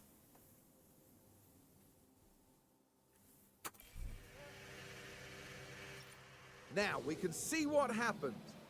Let's have a look at the action. It's all at the final corner. Can they squeeze by? K-Mag, man, that was your fault.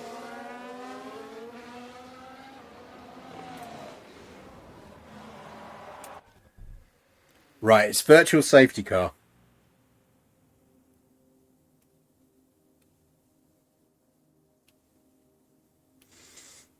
Do we pit Norris on the virtual safety car?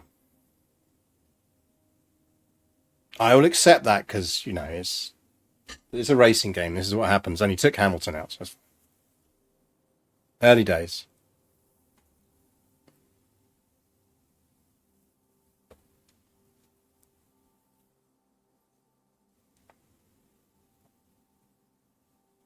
So if we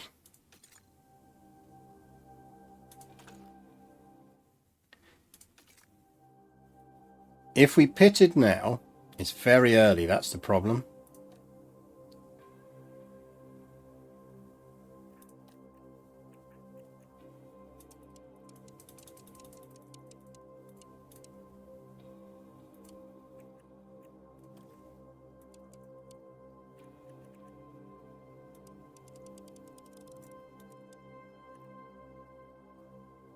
We'd be doing something like that. I don't think we pit. I think we just go light on the tyres. Save some tyre wear.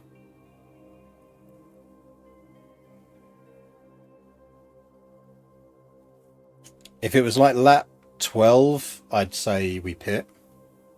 I don't think we gain anything by doing it now. If it was a full safety car, I'd pit. But it's not, it's a virtual.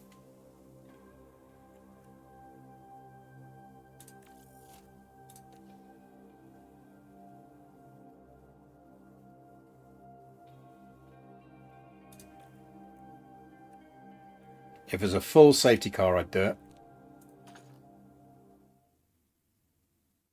See, look, this is the difference. Piastri never took people out. Do they give you a typical pit time loss? I'm sure they do, but I've never found it.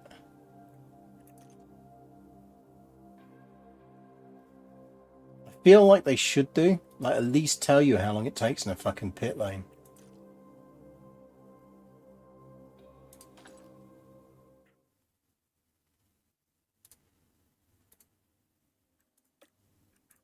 I think we run light on tyres and we don't conserve, because the way the things work, we might still preserve this.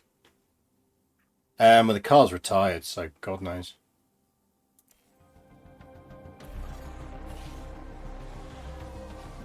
And we should harvest.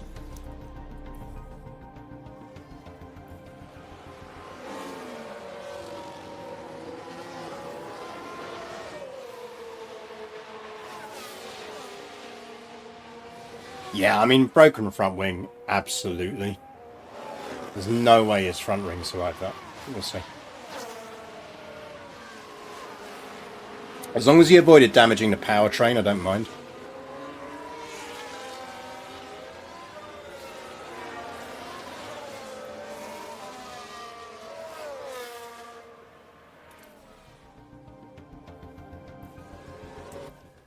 Right, virtual safety car is about to end. We've now got another 1.5 of fuel. I think we push on it. The moment we end. Maintain the gap to Stroll. Virtual safety car ending. Off it. I'll be replacing the front wing soon anyway. Yeah, exactly. We're early enough in the season that it's fine. So I think we go standard because we don't want to ruin the tyres. We go push and we deploy.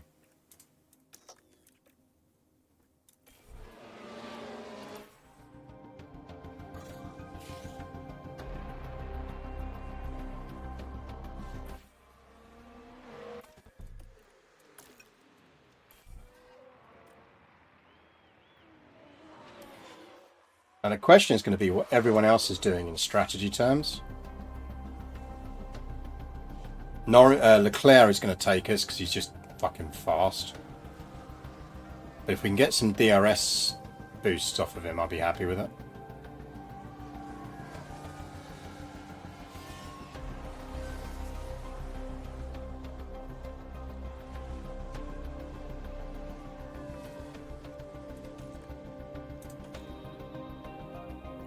Like, we've not been getting DRS.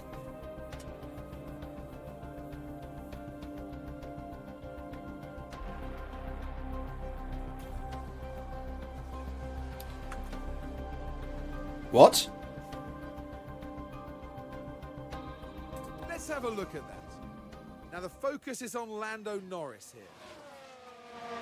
They decide to give it a go. Up into third and contending for a podium place. That's gotta be tyres. No, we're all on softs.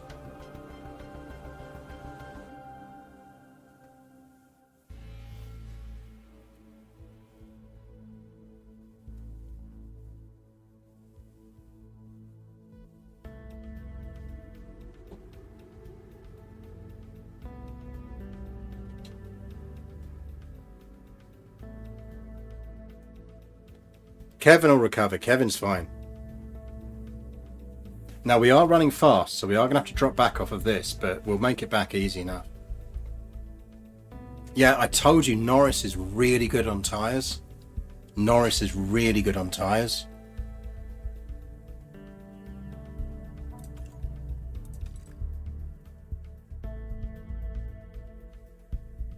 I mean, do we reckon the Ferrari's on a 3-stop or a 2-stop? If they're on a 3, they should be coming in about now. So we'll see. If the Ferraris come in, do we switch to a 3-stop?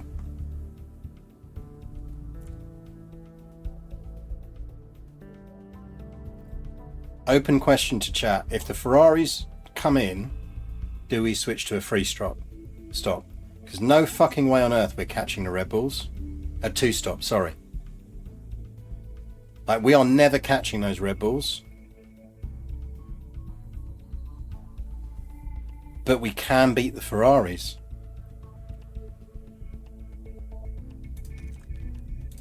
I'm going to run him down to 0.5. If we can gap the Ferraris, we will.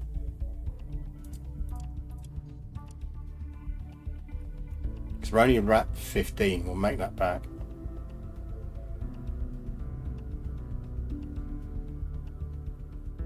I mean, this is a very good track for how our car is right now, because there are not a lot of corners on it. We are going to struggle.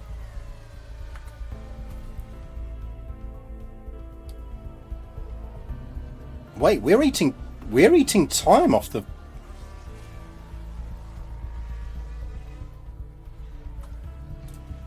Right, balanced.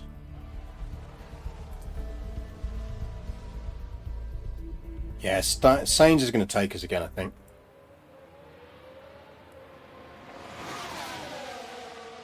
Well, I'm going to push.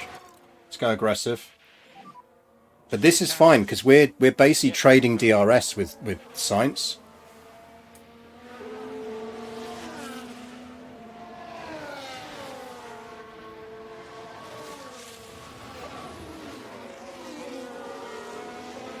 If we can get cornering in this car, we have a serious car.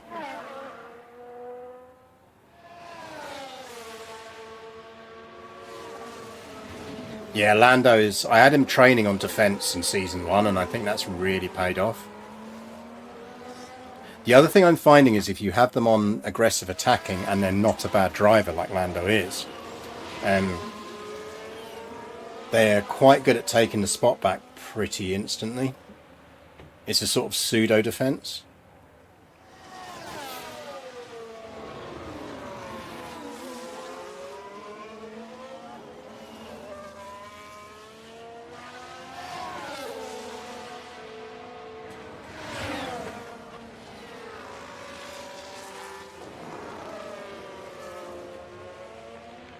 I guess the question is whether these guys are coming out on hards when we're coming out on mediums. Like, he had DRS there.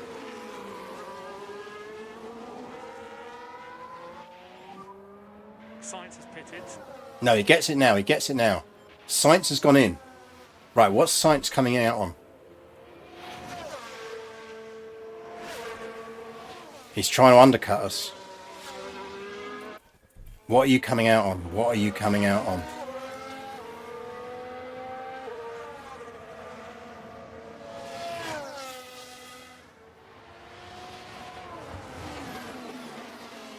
I need to see what Sainz is coming out on.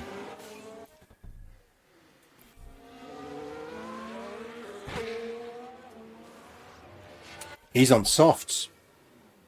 He's doing double softs mediums. So the Ferrari's on double softs mediums. Everyone's going double softs mediums.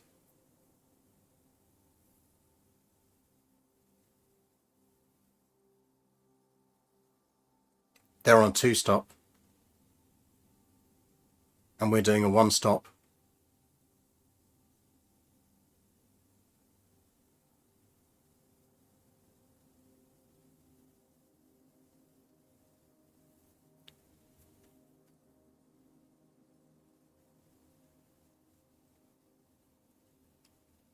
I think we hold and do our 1-stop.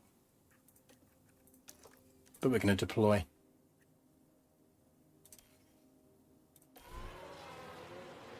Because we may have to run lean at some point. It was worth it for the extra push. I think we'll be alright, but it was worth it.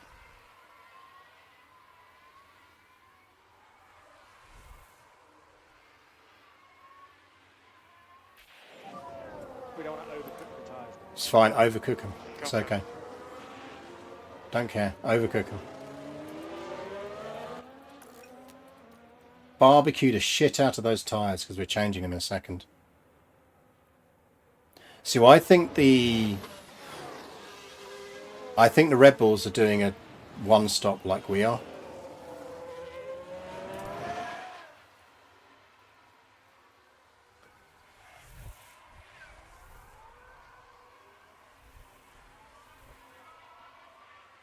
I think.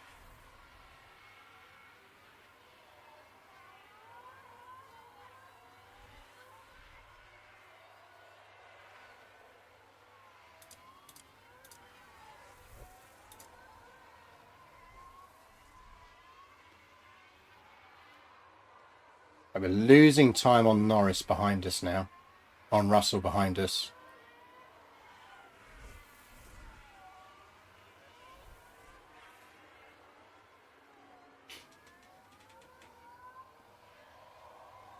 Right.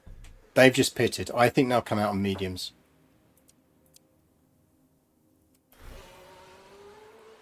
I think Perez comes out on mediums. If he comes out on softs, we're winning this race. I'm calling it now.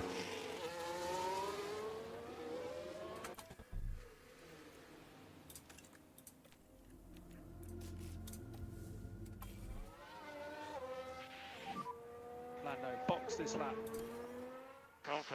But I think he'll come out. Yeah, they're doing the same as us. They're doing a 1-stop. So the Red Bulls are on a 1-stop. Everyone else is on a 2-stop. Yeah, we're number 2. Don't look at our tyres. Our tyres are fine. 48. It's okay. Ain't no thing.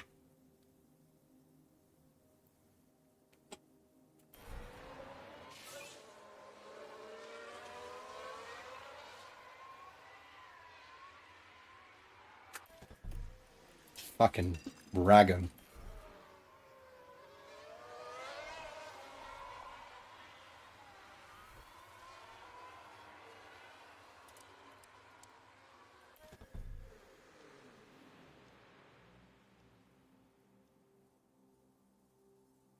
So Russell has 0.8 seconds on us.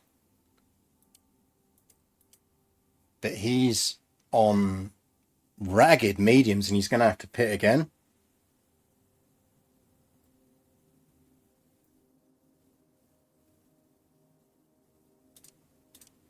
Yeah, we're dropping a second to the people who've pitted, but remember they're going to have to pit again.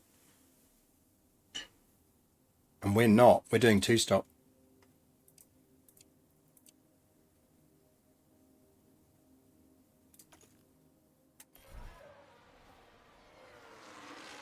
It's a bit Benny Hill on 2-speed, yeah. It's because I'm watching this. Because I don't want to leave this on that going in. I'll drop it to standard on that. We are going to have to, I think we might have to run conserve though. At some point, we'll see.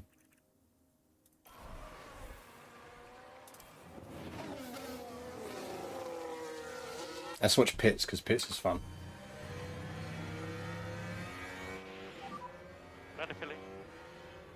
So Verstappen's in. I reckon we'll come out 7th, 8th.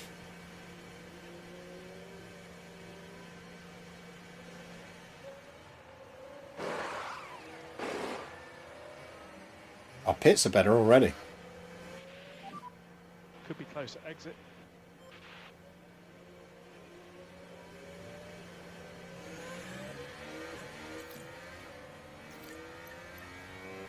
Ninth.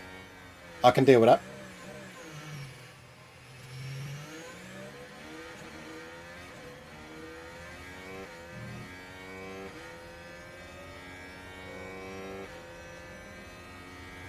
I could do with not being gapped by Leclerc though. I was hoping for a bit of DRS off of him. He is on soft, so remember.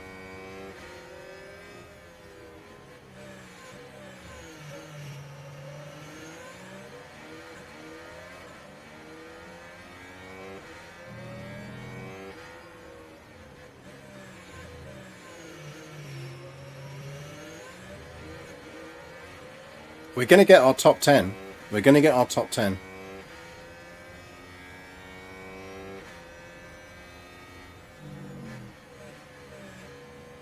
It's painful to watch us turn. Yeah, this is the thing we've now learned, is in our next set we really need of design, we really need to focus on turns. We are going to be screwed on any track that has high turns.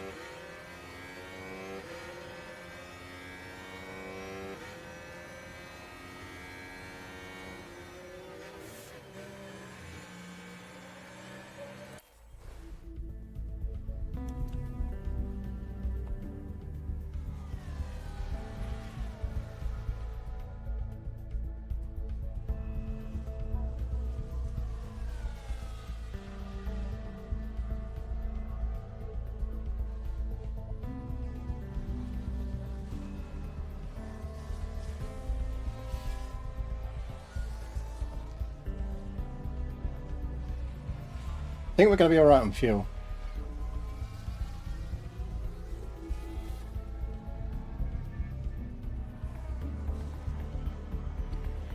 I mean, we're gaining on Russell.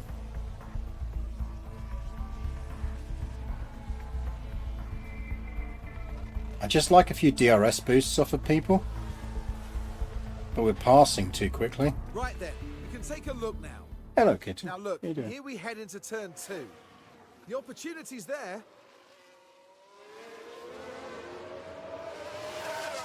Up that takes them to 7th place.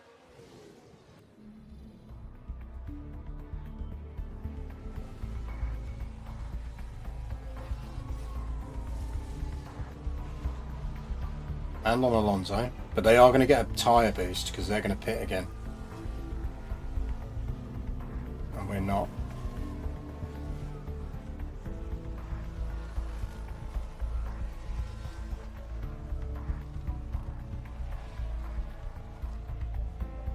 We're not going to need to conserve. We're going to be fine. Signs will take us. Stroll, I reckon we can hold.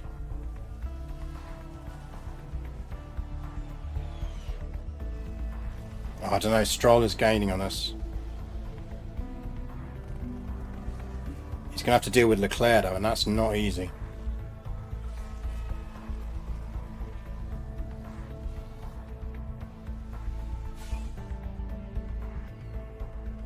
Leclerc will take us. Yeah, they've basically... I'm happy with this. I'm happy with this. I'm not convinced this was the right strategy, to be honest.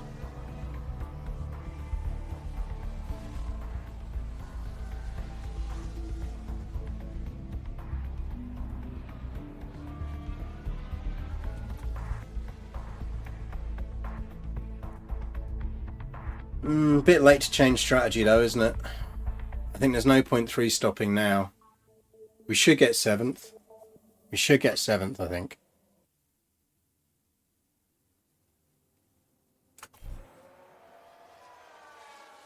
We just went wrong strategy.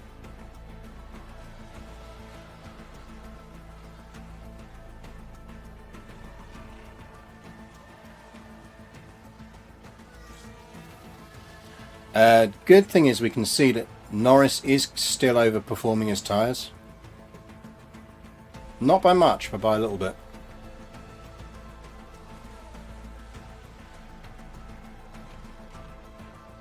I don't think Russell's gaining on us fast enough to take us.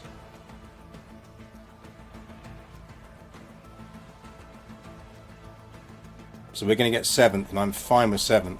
Because I think if Magnussen hadn't torpedoed his way out of the race, we'd have got maybe 2 in the top 10.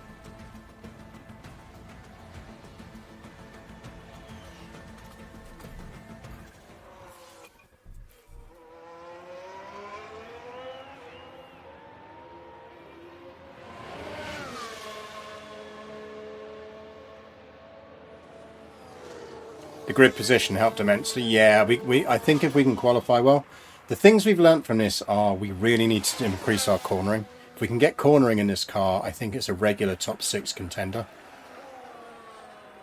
Right now, it's a bit of a brute force straight machine.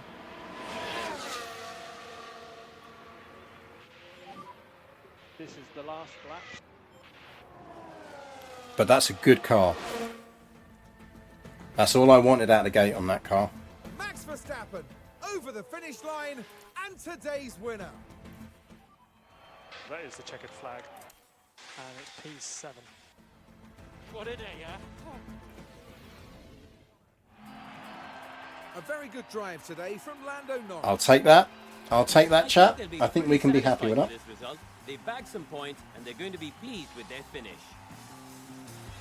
Well, Max Verstappen can add yet another podium to his already impressive record.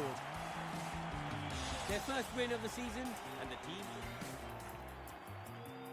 I'll take that.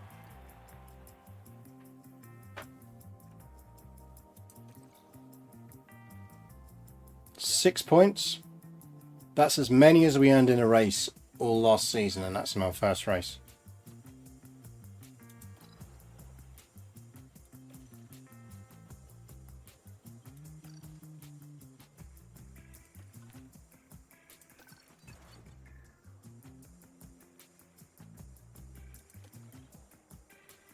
Yeah, Hunter's just chill.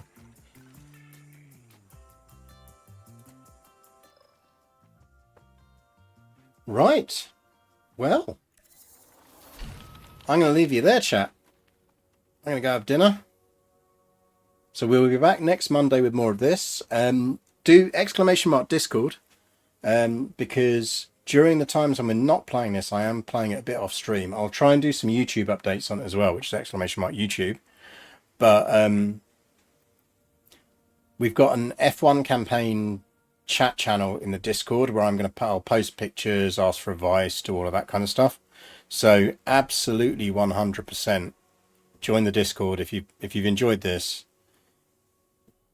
Subscribe to me on YouTube because I'll do bits in between the weeks. So I'm going to carry on playing this. After I have my mac and cheese, stroked kitty. But yeah, I'm optimistic, chat. I will see you back here next Monday for more of this, because I think we can get this fucking cow to turn. We have a car.